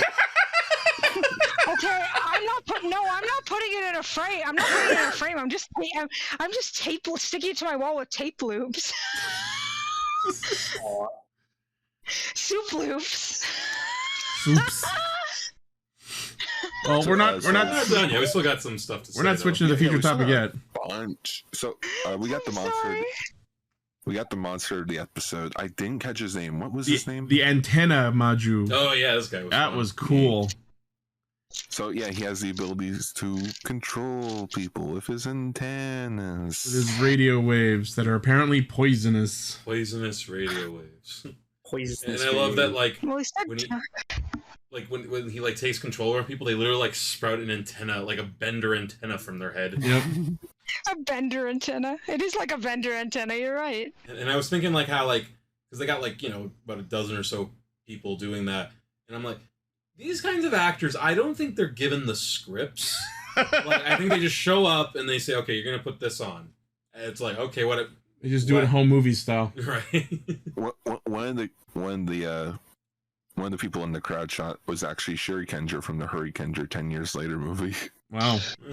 Oh wow. So imagine you go from being a ranger to just fucking extra in Boonboomger. How the mighty have That's fallen. That's acting. That's how acting works. I think Boone Black's suit actor was one of the casualties as well. You say that like you killed him. I was like, Boonboomger is... Yeah. But one thing that happened this episode that was pretty interesting was the way that most of the team henshined. I believe the term that people use is the environmental henshin. Mm-hmm. I loved that. How she Mira whacked her transformation device against one of the mooks to transform. They basically all did. I think Blue was the one who skated his along the ground, and the rest of them just like banged on mooks to do it. But I like that too. No, like the kinetic energy. Joe like activated his change by like whacking at one of the mooks. It's so good. Yeah. What does Jun Watanabe think he is? Sakamoto? That's like one of Sakamoto's traits, transforming while fighting. I also thought it was fun because like whenever they have that angle of the monster is turning people into like the mooks, right? Yeah. Like fighting and like obviously have to take care not to hurt the innocent civilians. So no murder, yeah. What if like maybe their whole thing was gonna be they try to remove the antenna, but like those things are like attached. Yeah. And it just like pulls out like something like that. They're on there with like crazy glue. It's just like Predator and their entire spine comes out. Well, I was literally thinking like Vision like getting the stone ripped out of his head. No, that's even worse. Brought him back alive just to kill him again.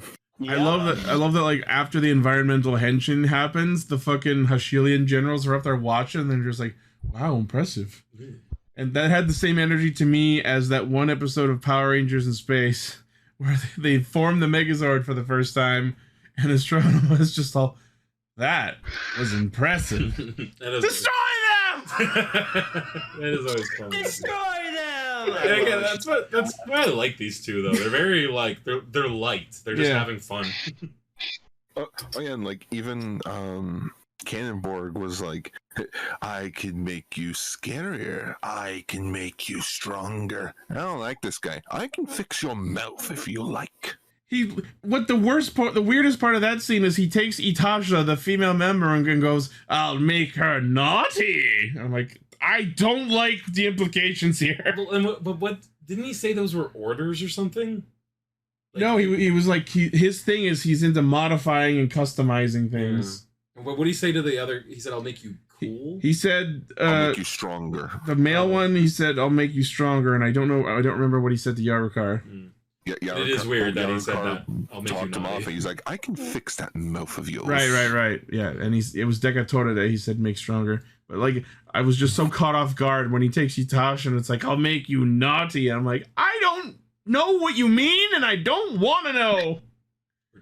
Yeah, no, those are not nice.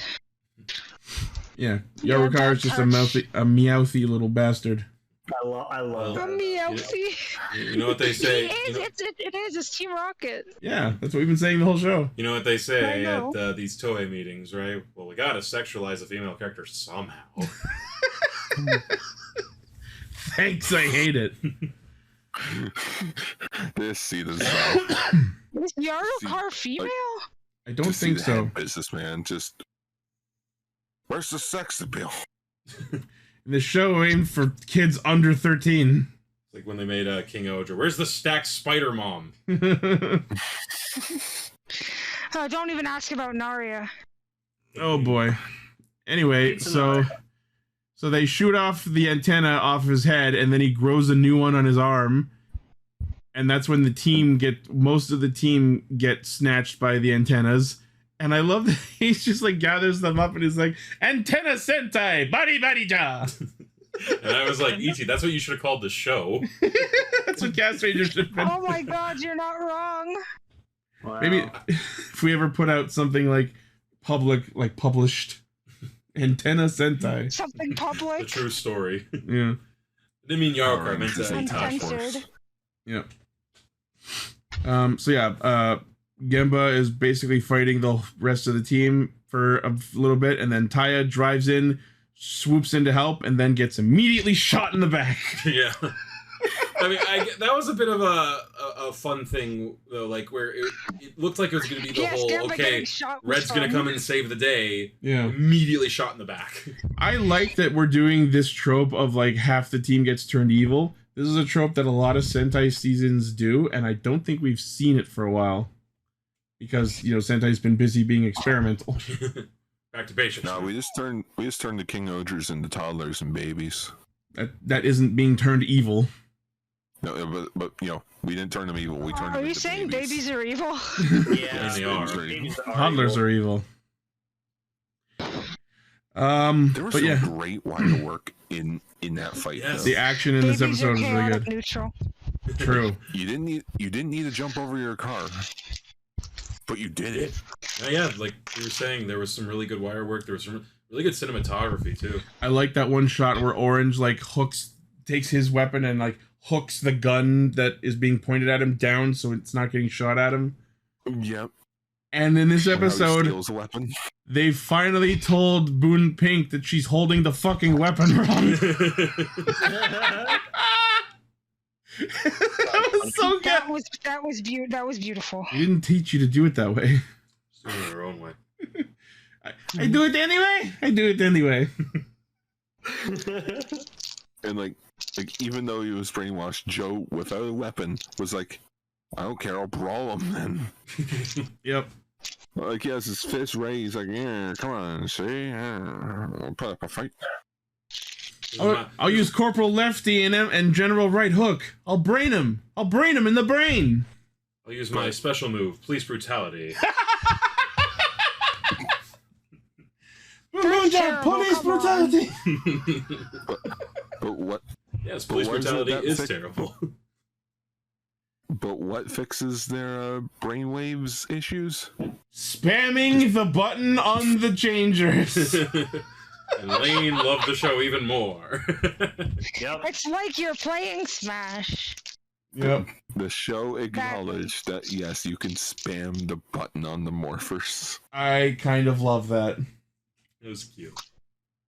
I even like how out of nowhere it was. It wasn't like, oh, you guys, da da da da. No, they hit the button because they're ready to do the attack, and it's like, and it just like interrupts the signal. They do it again. Oh. They DDoSed him harder than Final Fantasy's been getting DDoSed the last couple weeks. What does that mean? You just spam that one move in a fighting game. The server's been going down a lot. Oh. Anyway, so the team gets freed, and they finish off the monster with handling drive. We get the usual highway zone spiel, except this time Yarokar decides to be even more of a cocky asshole and causes himself to get knocked off the road rather than anything the Boonboomgers do.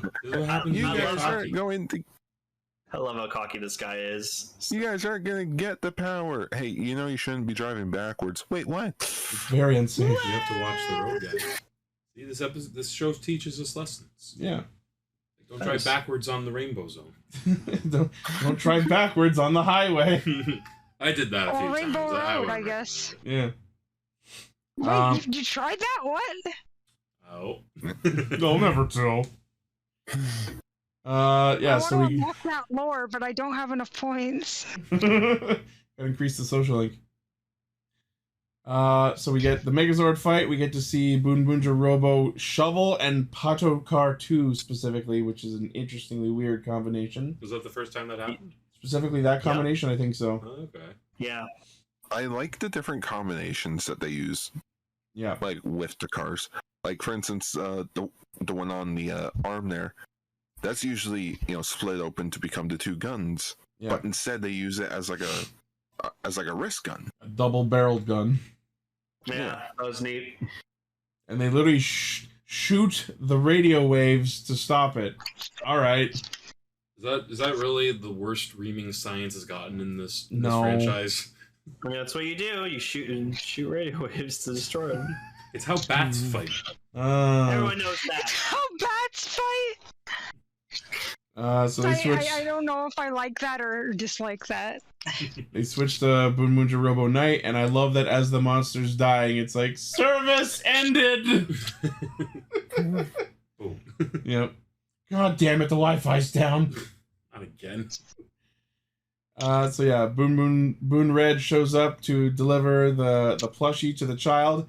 I loved that we never actually saw him enter the building, because I just decided to headcanon that, like, because he's a public figure, he's just not allowed in, and just fucking yeets the toy up into the window. Throws it, the kid, like, kind of Okay, misses it, here's the out. thing.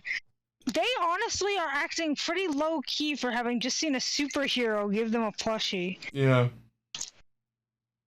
I love, like, the mom at first. Like, he's like, oh, it's Boon Red. And she's like, oh, really? Oh, fuck, it is him. Oh my god, you're real! New stepdad, you say? Oh! Well, my son isn't just full of shit. I thought my son was a liar. It's getting dangerously close to Long Man territory now. Oh shit. Long Man. I miss Long Man. This reminds me a lot. Kid just gets out of the bed, my catheter. There was a good several second period when we go into the scene of the kid in the hospital. Good several seconds of the kid lying there completely still, and of course our brains default to, well, the kid's dead. He didn't get the toy in time. He didn't get there in time. No, like they go. The mother's like, what's happening, doctor? I'm sorry, he's lost the will to live. He has a broken heart. The only thing that can save him now is a custom Boon Red plushie. Only a toy can save his life. I'm sorry, ma'am. He's got a bad case of the boom booms. He fell down and got a boom boom. Would that be like fatal diarrhea? Now I'm just picturing Boon Red outside, like, with Say Anything, like, just the boom box. Baby made a boom boom. His heart is no longer going boom boom. Like, boom boom. No. It's like a slow piano version of the theme song. Actually, this episode and other episodes, I'm sure too. Again, they use the theme song very well in the show, like the way it's incorporated into other forms. It's good. Yeah. The whole kid thing, though, it reminded me of an episode of Time Ranger. Where like all the Rangers are visiting these kids at the hospital, and the one kid's like, "Hey, where's Time Fire? Where's your 6th Ranger, guys?" Oh no! It's like, did he die? Hey, no, he does die. Like, hey, Time Fire, you want to do it? Fuck off. All right, guess he's not doing it. But at the end of the episode, he has a change of heart, and he comes into the hospital and like, "Hey, kid, okay, bye." He dies because the kid kills him. I'm picturing it like he goes back to his mentor. Says, "Oh, I really made that boy happy." Yes. How do you get in the hospital anyway? "Oh, I crippled him to motivate you." I thought the twist was gonna be he's evil. I'm genuinely surprised that has not been used as a joke in a show like on Adult Swim or something. That would be really fucking dark for Sentai. No, just imagine like Taya's leaving like the Not hospital. on It's like, Sentai, all right, I mean, I delivered the plushie. Everything's gonna be all right. Just see explosion come from the fucking hospital room. The toy was a bomb. Cuts to the ending theme. Oh my god! It's that wide shot of like from Jiggle All the Way, where it's like just his face all surprised with the building in the background. Finally, my mistress and bastard child are dead.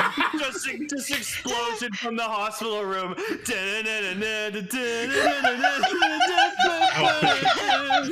Alimony.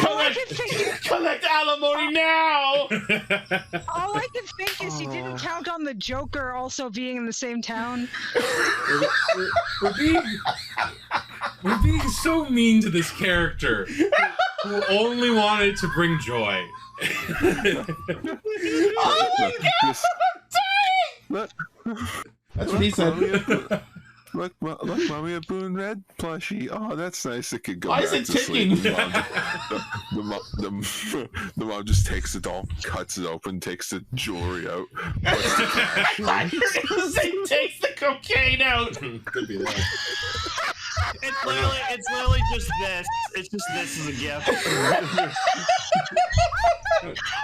He goes up there, holds the little plush in front of the kid, and says, "This isn't a plush." Throws it on the ground and it explodes. We're gonna kill him tonight, people. I need a moment. The part that got me was he takes the cocaine out.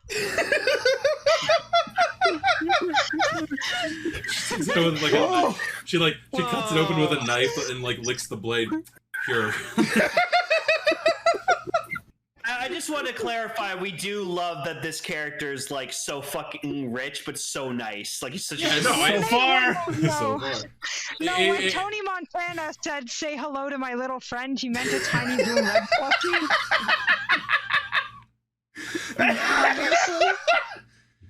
Oh fuck! You guys listen to us. We make you laugh. Oh god!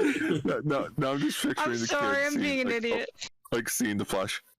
Oh, I wanted the blue one. I want orange. This one's Goes full my of favorite. cocaine. I wanted meth. I'm so sorry. I don't know. I'm such an idiot tonight. Oh my god! Never apologize for being funny. The world needs laughter. Anyways, go on red next episode. Hooray! My face. Apparently, the engine speed or prop has been terribly maintained. Oh no, that's how it always looked. Okay. I want my. It's always had that Hogan to black show up. wash. I want his son. I want his son to show up. No. Shun? Yeah. He's voiced by Sanji. Yeah, that's why you're not gaying them. Oh. Hulkin and Gokaiger. Oh, cool. Yeah, Also, which just- proves one race car. Which proves beyond a shadow of a doubt that cars can fuck. Yes. Pardon? Christine. Oh fuck! All right. Also, the Go-Onger suits look gorgeous in high definition. They look Stop what? saying the word. Oh fuck, that was unintentional. You guys, That was so unintentional. I just realized. shit's funnier when you kill a child. What? No. That's beyond. No. Calm down. Business. As they say at Anime Please, North, that red touch. card. Still, my favorite, like I know this is gonna sound really fucked up, but like my favorite scene in like anything of like someone dying in a hospital was just, it was in a Godzilla movie where there's just this girl in the hospital, and like everyone's evacuated except her.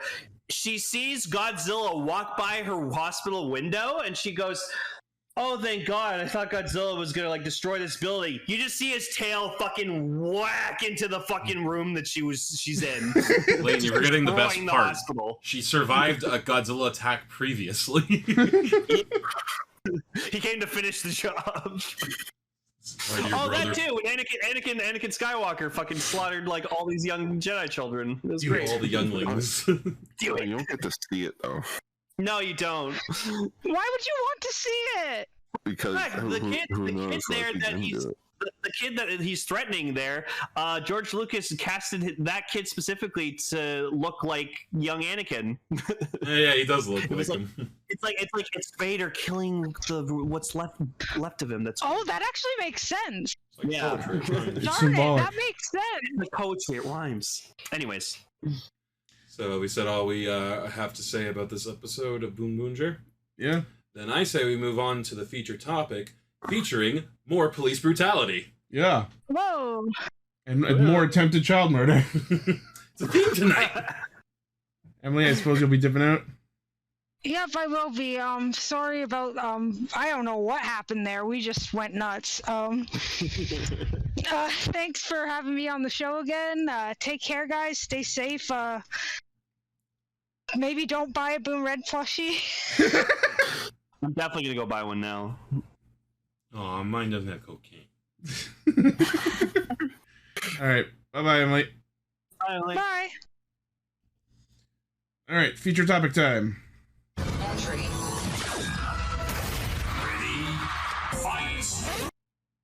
So I'm gonna be brutally honest with you. Not once did it occur to me that Doom's Geats, was just Ace from the future. I just didn't even contemplate that. How did you not pick up on that? That's clearly albino Ace! I know, but I thought it was just like some other fucking being that like possessed Ace or something. It was like, I'm gonna use this god of creation for evil purposes. I didn't think it was literally Ace from the future. No, Lane, do you mean going in or throughout the movie? No, like going in, like I did not realize that was Ace from the future until like they were like, "I'm Ace from the future," and I was like, "Oh." One thing. Why you think I made the joke all the way back when we were talking about the news for this movie? That Gates and Soup run him over with the time machine. I gotta say, like, just from top to bottom, one thing that they don't really explain in this movie is why the Ace from the future became such a fucking asshole. I mean, you know, you're God long enough. That's the only thing I can chalk it up to. Like, the millennium of change and humanity just hardened him. Legit, this might have been the point. Like, I made the joke, like, as he's walking, okay, like, who is this, like, lost Death Note OC? Yeah. But literally, you know, you get godlike powers, it can go to your head of, like, oh, I could make everything different, but these people keep fucking it up. Yeah, you know? I just feel like the movie could have taken at least a minute to like give us some background on this version of Ace. Yeah, like there should have been a little bit more put into that. Maybe even like a side special, because we already had the fucking Gazer special that we watched before this that gave us some more backstory on what's happening. Zara, I want to ask you a question. Did you notice one of the cameos in this movie? I'm sorry, what was that? Did you notice one of the cameos in this movie? No. So, I'll be honest. I didn't rewatch this movie because I had to watch last week's episodes and this week's episode, so I'm sort of just gonna remember this movie off of memory when I watched it with. Gar and I watched this movie when he visited me a month or so ago. Yeah. So Michinaga, when he's with his construction buddies, one of the guys he's talking to, that's Hikaru from Ginga. It's Ginga's actor. Well, I guess he's got to do something aside from hunting down the dark shards outside space. And then the other cameo I looked up was apparently the father that got shot by the policeman. That was Gohan Green's actor. Oh, I knew he looked familiar. So they murdered Gohan Green in cold blood. Awesome. All right. Lane, thank you for bringing that up, because I have a little story about this actually. I wasn't sure I was going to come on today. I was, because you know me, I tend to only come on if like there's a feature topic I'm interested in. And anytime I was on for a Geats episode, my reaction was always, that felt like the last episode again that I watched already, except for Buff. I like Buff, and I liked him a lot in this. We'll get to that. This was pretty much the Buffa movie. I watched at home the first 10 minutes of this, and I was like, the moment he got shot, I'm like, okay, I'm in tonight. I want to see where this goes.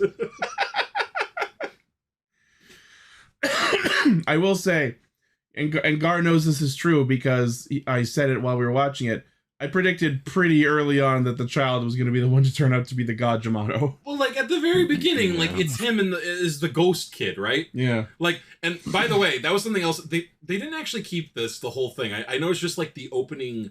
Basically, the opening of the movie is very stylized. Everything was like very grayscale. Yeah. And it looked like, maybe intentionally, it looked like something from like a Silent Hill game or something. Especially like with the monsters, like the way they were revealed.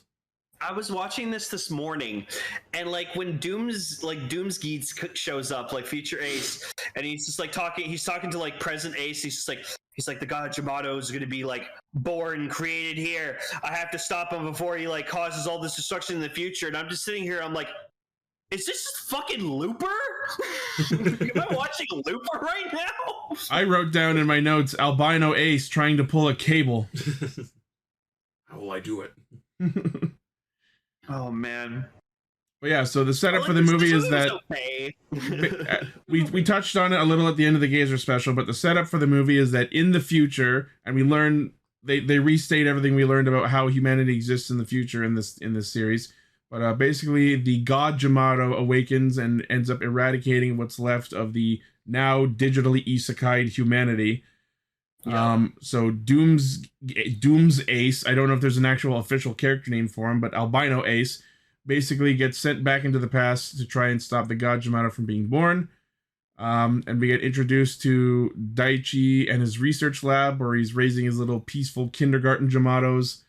I love the little kindergarten Jyamatos. I'm so proud of Daichi. I'm like, he's come such a long way from being that asshole Ned Sparrow we knew from the beginning. I've been on Planet of the Apes kick recently, so I can picture that one of the Jyamato's codes is Jyamato doesn't kill Jyamato. Yeah. Jyamato together. What's Jyamato with you? Damn it! I was gonna do that! You stole my bet! Shoves head in the tailpipe. Again! Oh no, Lane you just killed writes the script. But yeah, so basically the main new characters of this movie are the King and Queen Jyamato, who are mutations that Daichi raises. And they mutate the ability to disguise themselves as humans. So now he decides that he's going to teach them to love. Oh. How did he do that? And the queen ends up loving someone fucking else. He just meets some rando on a park bench, discovers how to eat food, human food, and then they fall in love. And the human has sex with the monster, and they have a half Jyamato child who grows into a 10-year-old in a matter of months. This guy's living my dream. Yep. Someone fucked a plant. That's the plot, Decker.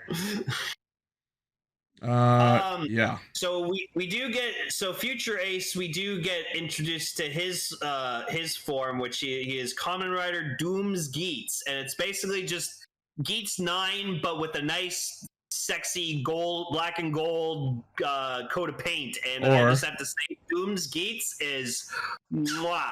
You could also consider him just the super version of Cross Geats. I gotta say, Lane, I loved it too. I really like the color scheme of this guy. Yeah. Ichi's favorite is Cross Geats. Mine is Doom's Geats. Like, oh. I will say the standby chime on this thing's henshin was so good. This guy literally looks like, I'm not kidding, like my Persona's armor. Like, honestly, the gold and black. Yeah. Oh, it's so fucking cool.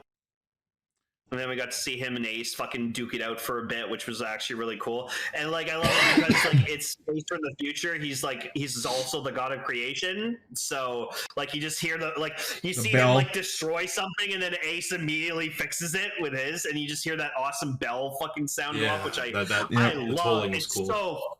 It's like that bell sound is like pure ear porn for me. I love hearing that. That's my favorite thing about seeing Geats fight ever since he gained the powers of creation is just like breaking shit and then immediately fixing it with the bell and the creation powers. Yeah, so cool. Oh, and Tycoon and Naga were there. They're just around while Sarah and Kawa are around while Neon is doing a video stream at the bakery that just happens to be run by the human man and Jyamato woman. Yeah, and Long Green. Side note, by the way. Here's the thing: live your life how you want to live it. Make your career however you want to live it.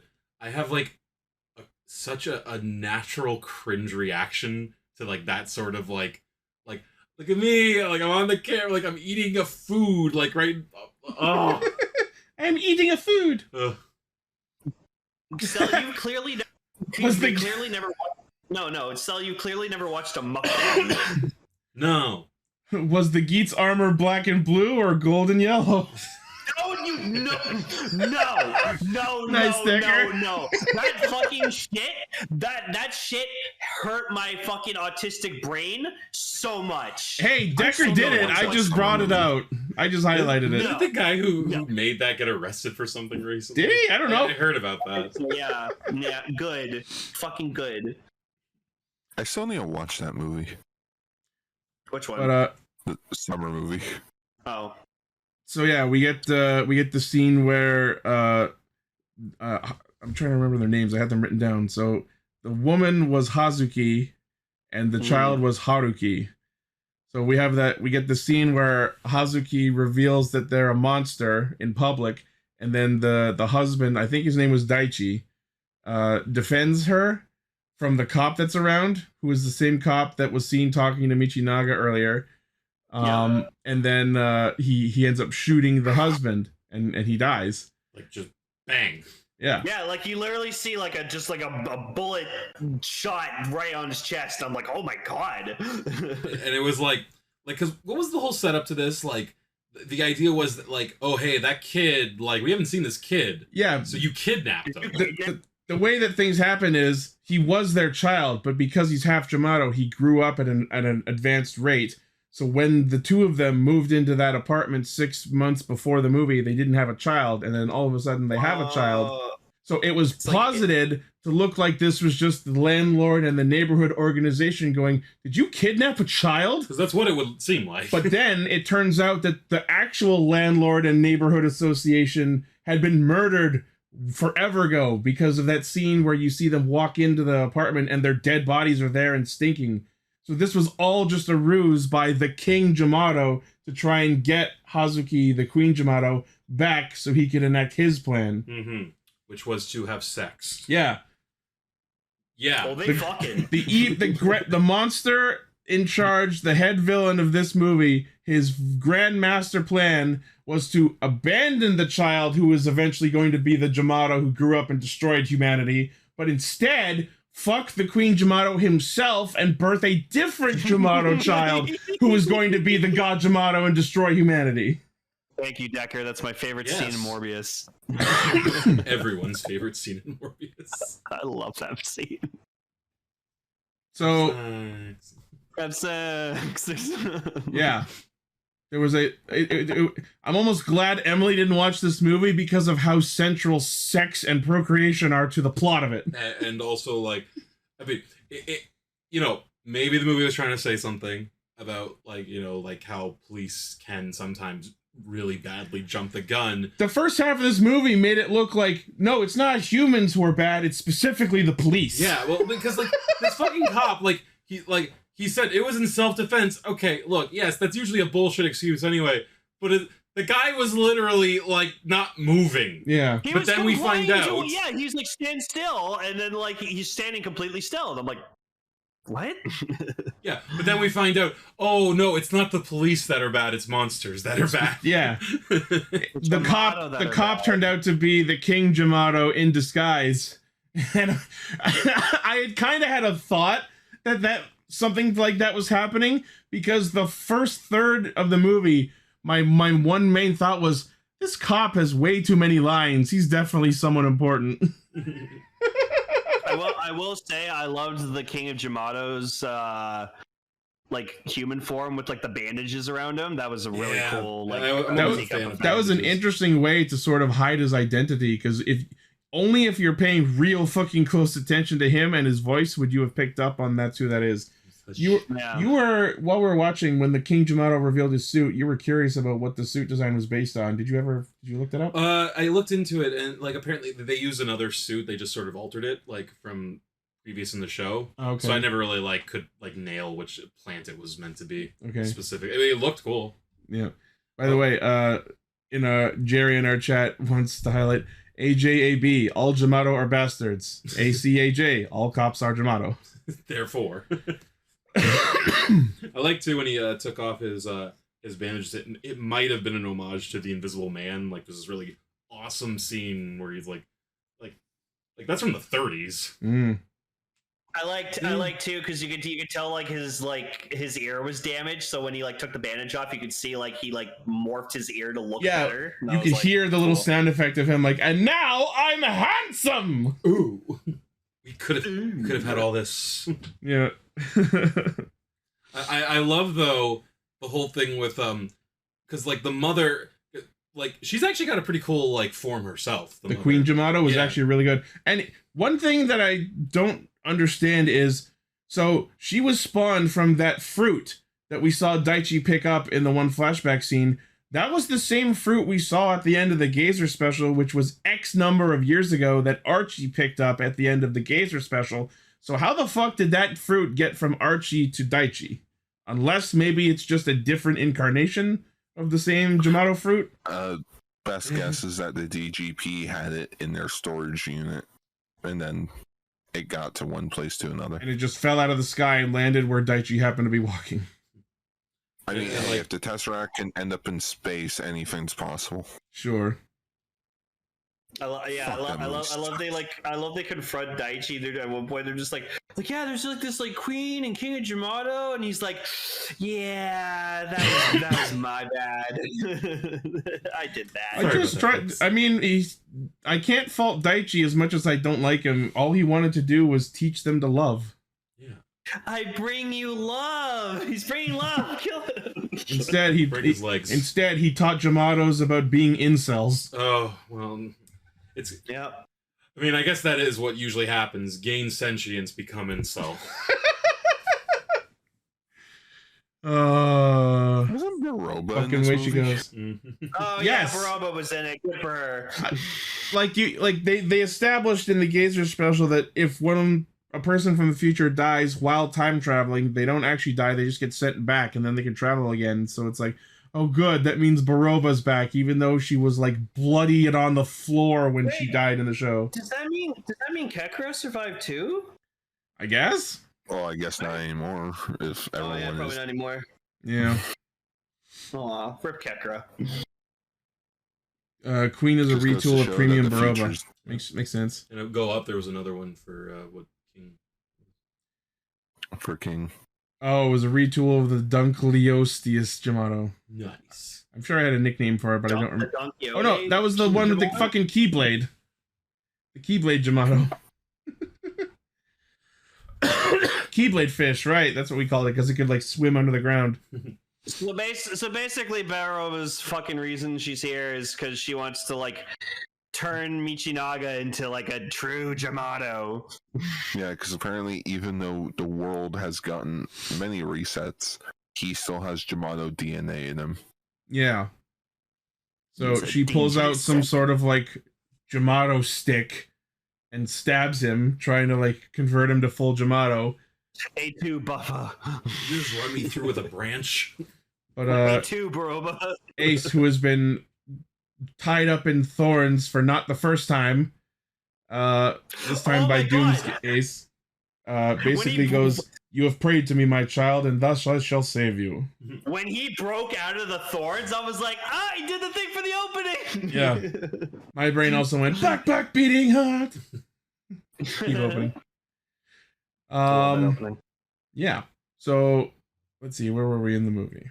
So we got to see Naram actually die in one scene, so he's like perma-dead now, just like Gene. Naram, which means his special was pointless. Oh boy. Yeah, there's the reveal of Aoto being the cop.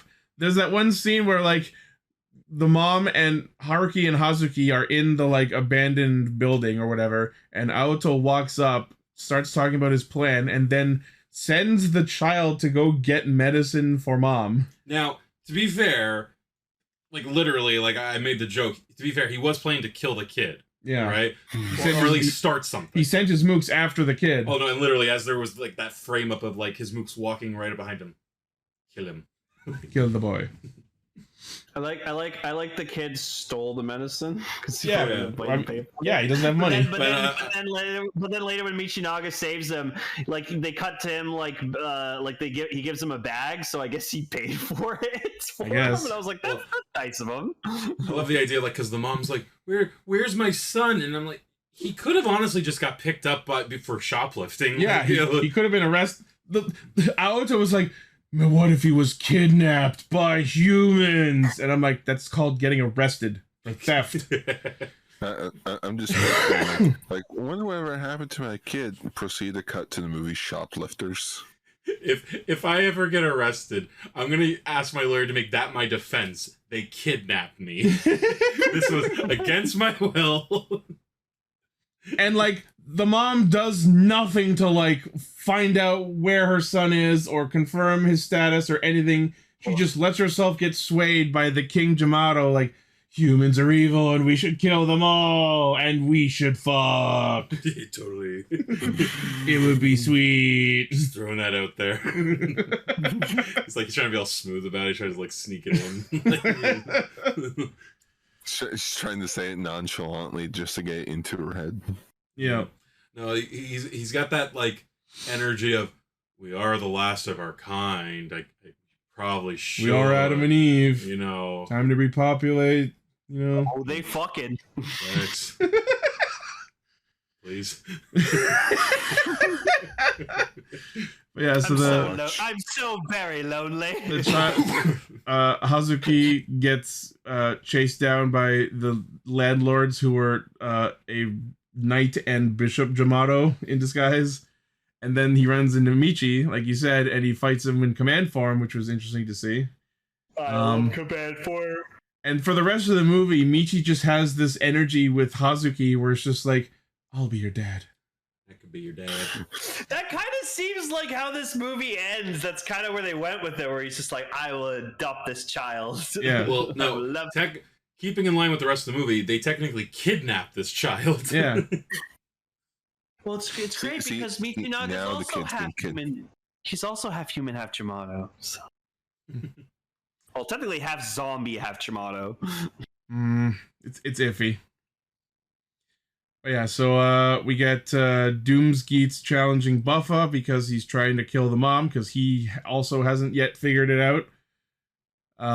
And then that's when Broba stabs him, and then in response to that, Ace does his holy creation magic bullshit, and we get the debut of Buffa Plosion Rage. Oh, you mean awesome. John Rage? It's John Rage! No, yeah, wait, like, for a fucking movie, for Buffa to finally have a final form like everyone else. I'm so sad there wasn't actual, like, explicit commentary on, like, fucking finally. That could have made a fun joke. But, you know, like, it was cool, though. Like, this form, like, I was saying, like, the big hand, the big claw that's, like, combines the chainsaw, like you were saying, it's got the chainsaw fingers. Yeah. That could look so silly, but it works with Buffa. I don't know. For him specifically, no one else could have pulled it off. Exactly. It looks like a Dark Souls weapon or something. I fucking laughed when he did that thing where he, like, put his hand on the wall and the chainsaws, like, drove him up the wall. That was badass! Yeah. That was genuinely badass! Yeah. Like, I love when they do shit like that. You know what Very cool camera. Sorry, Guy Red? It's when you beat the final boss in the game, and it's just like, all right, now it's an open world game. Here's the item that you got. This is completely useless. See, what am I supposed to do with this? I don't know. This form's cool, but it doesn't beat my favorite Buffa form, which is Buffa Jyamato Zombie. No, I love it. This is my new...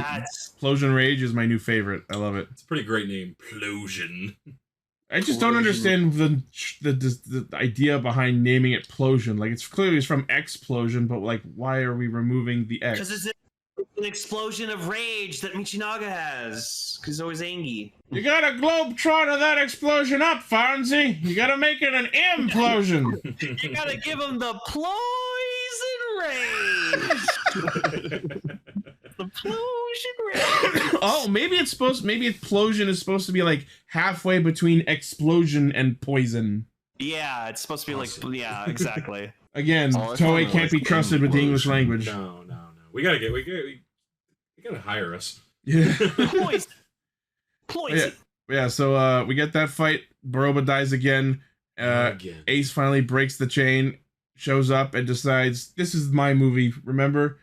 Cue the theme song. Main character. And then we get Sonic versus Shadow fighting. Yeah, it was pretty cool to see. I do like those two suits together. Like, it looks. And again, they use some really cool like camera work and wire work going on there.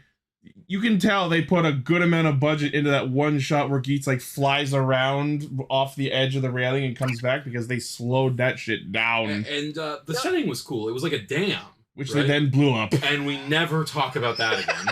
It just destroyed a town. You know what I really realized too, because of this movie?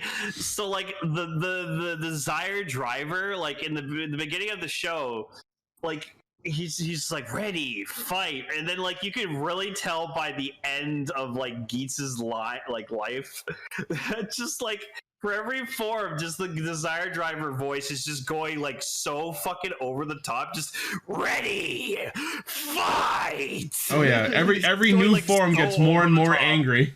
It's beautiful. Yeah.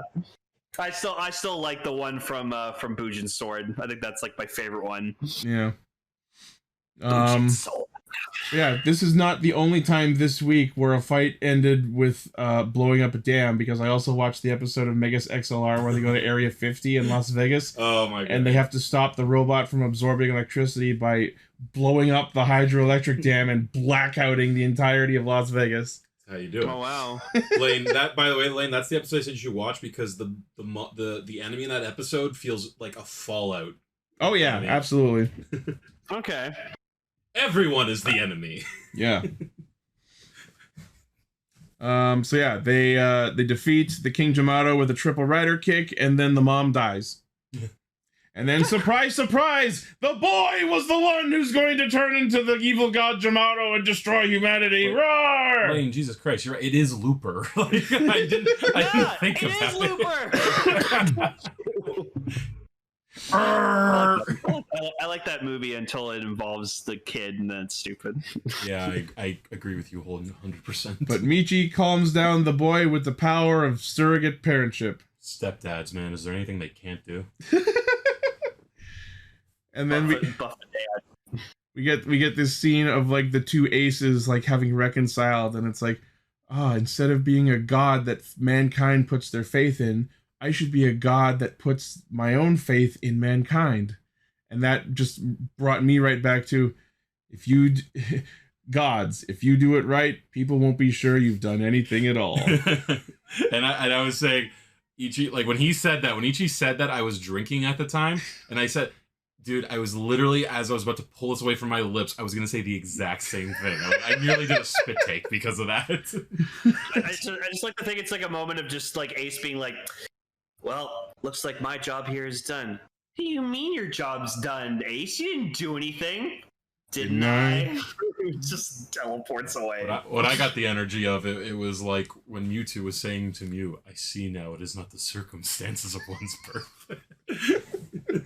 I just want the two aces to be talking, and it's like the albino ace is like, I was God once, and the actual ace is like, yeah, I saw you were doing well until everyone died. Me playing Sims. Yeah. But like legit, that's what I've always said with Geats. Like show's fine from what I've seen, but like I do think it has an interesting lore. Like, yeah, there's a story going on. I think that's the best thing about Geats, is the fact that it has such interesting lore to it. Yeah, because like that is a neat idea for a story too, to be honest. Like the idea of like a godlike being and his future self and he became jaded, and it takes the wide-eyed optimism of a new god to show it's like it's not all bad. Yeah, again, like I said before, like Geats, like I love the idea of the show. It just didn't play the way I wanted it to. So I was just like, eh. So but I love the merch. So everyone just decides to leave the mom's dead body alone and untended to in the warehouse. Everyone walks out with a smile on their face. And it's just a happy smile victory ending. Parents are dead. Well, yeah, Ichi, she's a fucking plant. You're not gonna bury a plant. She'll decompose. She'll turn into fertilizer. Yeah, she's fertilizer. You do bury a plant. That's all the Jyamato are. They're just fucking fertilizer. It's like, on a long enough timeline, all of us are fertilizer. Lane, have you learned nothing? I thought the message of this movie was to not be intolerant to plants. Yeah. Poison ivy. You know what? Like I would have loved to seen of just Daichi fucking just like dragging off the dead mom's body and just like, I'll take this. Just the King Jyamato just gets into a pose. As I told your human husband when I shot him, this is a one-husband show. Oh, no. No. They do the proper burial for a plant person, which is, and now we lay her to rest into the mulcher. You're what give Jyamato a bad name. Hey, have you seen my husband? I shot him. What? I gotta say, if I had a nickel for, it's like if we had a nickel for every time we quoted Batman and Robin in the podcast episode, I get 2 nickels, which isn't a lot. It's just weird it happened twice. Sorry about that, I passed out. Valid.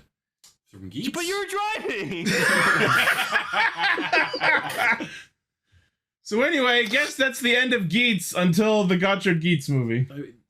Buff is like, that was what was kind of weird, but I kind of welcome for me, honestly. It was like Buffa was kind of the main character of this was absolutely the Buffa movie featuring Geats. Yeah, and Yeah, I'm okay with that because I like Buffa the most from this.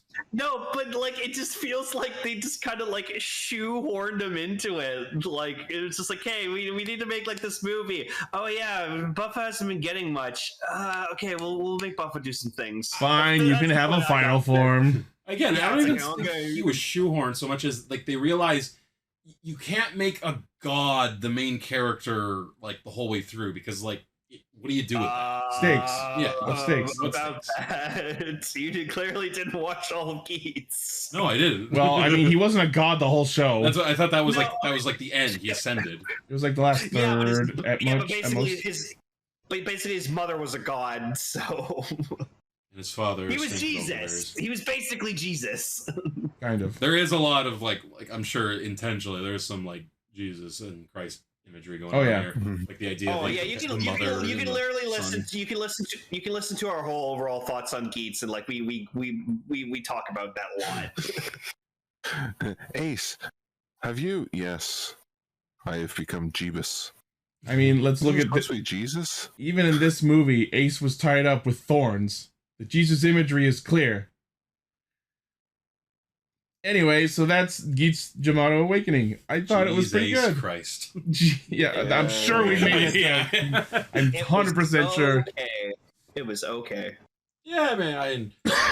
I definitely like the opening more than the rest of it. Kind of became your usual like fare, which it wasn't bad, but that opening really grabbed me. Where I'm like, okay, I think this is going in a completely different direction than what's usually going on. The funny It didn't, but Well, like that's why. Like once I found out like what happened with everything in the beginning of the movie, like before I knew all that, I was just like, we found that out. I was just like, man, all this could have been avoided if that cop just wasn't an asshole. And then it turned out he was a monster. Exactly. And then I just saw all this like get unraveled, and I was like, oh. don't worry, everyone. The system isn't the problem. It's individuals. Yeah. Ay. But the funny thing is, like, taking a step back and looking at this movie overall, aside from like, hey, cool, Buffa got a final form and that's awesome, the things that I enjoyed the most about this movie had literally nothing to do with the riders in it. The whole story of the Jyamato family was actually super interesting. Yeah, the story's to be told. I have not given a flying fuck about the Jyamato the entire rest of Geats, but this movie flipped that around. I was about to say, like, this is probably the most I've ever cared about Geats. Like, it's like this movie, Buffa himself, turkey on rye. Turkey's a little dry. I think I'm honestly mostly with like Geats like the same way like Gar was with that like with X-Aid, where it's just like, I really liked like the first 12 episodes, and then it just after that just kind of fell apart. That's how I feel about Ghost. What are the odds, Lane? Freaking same writer from X-Aid. Yeah, but X-Aid was really, really good. No, it wasn't. It just had flashy gimmicks. No, it was a video game theme writer. It was good. Oh. There were bits I didn't like, but overall, I would say I liked more than I didn't like about X-Aid. Anyways, My favorite part of the movie was when they talked about mac and cheese for like a whole hour. They talked about mac and cheese the whole time. You getting your surgery today? Yeah. Where's the Boon Red plushie? With the kid, just here's some mac and cheese. I don't want it. Just picks up and throws it. Well, you're not getting anything then. You have to look at it anymore. Buffa, you can Zombu. You have to give the boy food. Listen, Nago. He's our child. He didn't want it.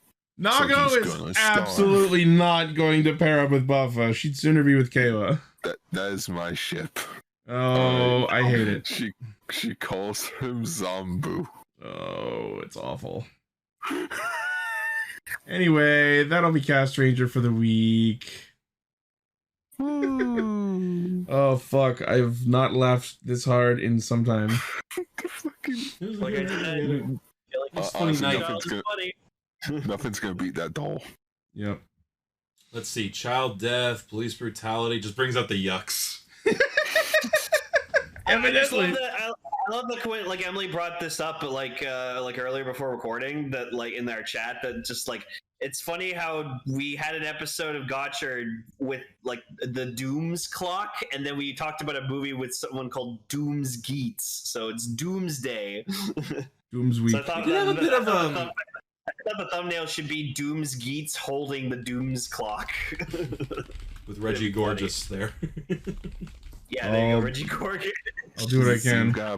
You gotta put There was the one in the doll chat there somewhere. Oh, you gotta put the doll somewhere too. All right. Oh man, so good, Reggie. All right. Well, that will be it for Castranger for this week. Jikai, Radio Sentai Castranger. Oh, interesting. Next week we'll be talking about episodes 5 and 6 of Dogengers. Woo! I picked something that I might not be available for because I'm going to be at Anime North that day. Yeah. And I might not be back to record the show. Alrighty. Right. As always, a shout out to our currently active patrons, which includes Blaze, Armorhide, Sentai VT, Midas the Fool, Vegas, and Jackaplier. Thank you very much for supporting what we do. Yeah. And as always, my wife's tales. Those guys have been coming up on my algorithm lately. Nice. Snapcube. Yeah, as always, the primary source of our hijinks is castranger.podbean.com. From there you can find our Facebook, Twitter, Discord, merch store, Patreon, all of our cool shit. Let us know what you thought of these episodes and movie in the comments. Let us know if there's anything particular you'd like us to discuss as a feature topic in the near future. And we will see you next week. Hey, Ichi. Yeah? You're gorgeous. I have mixed reactions. Hey, Dooms.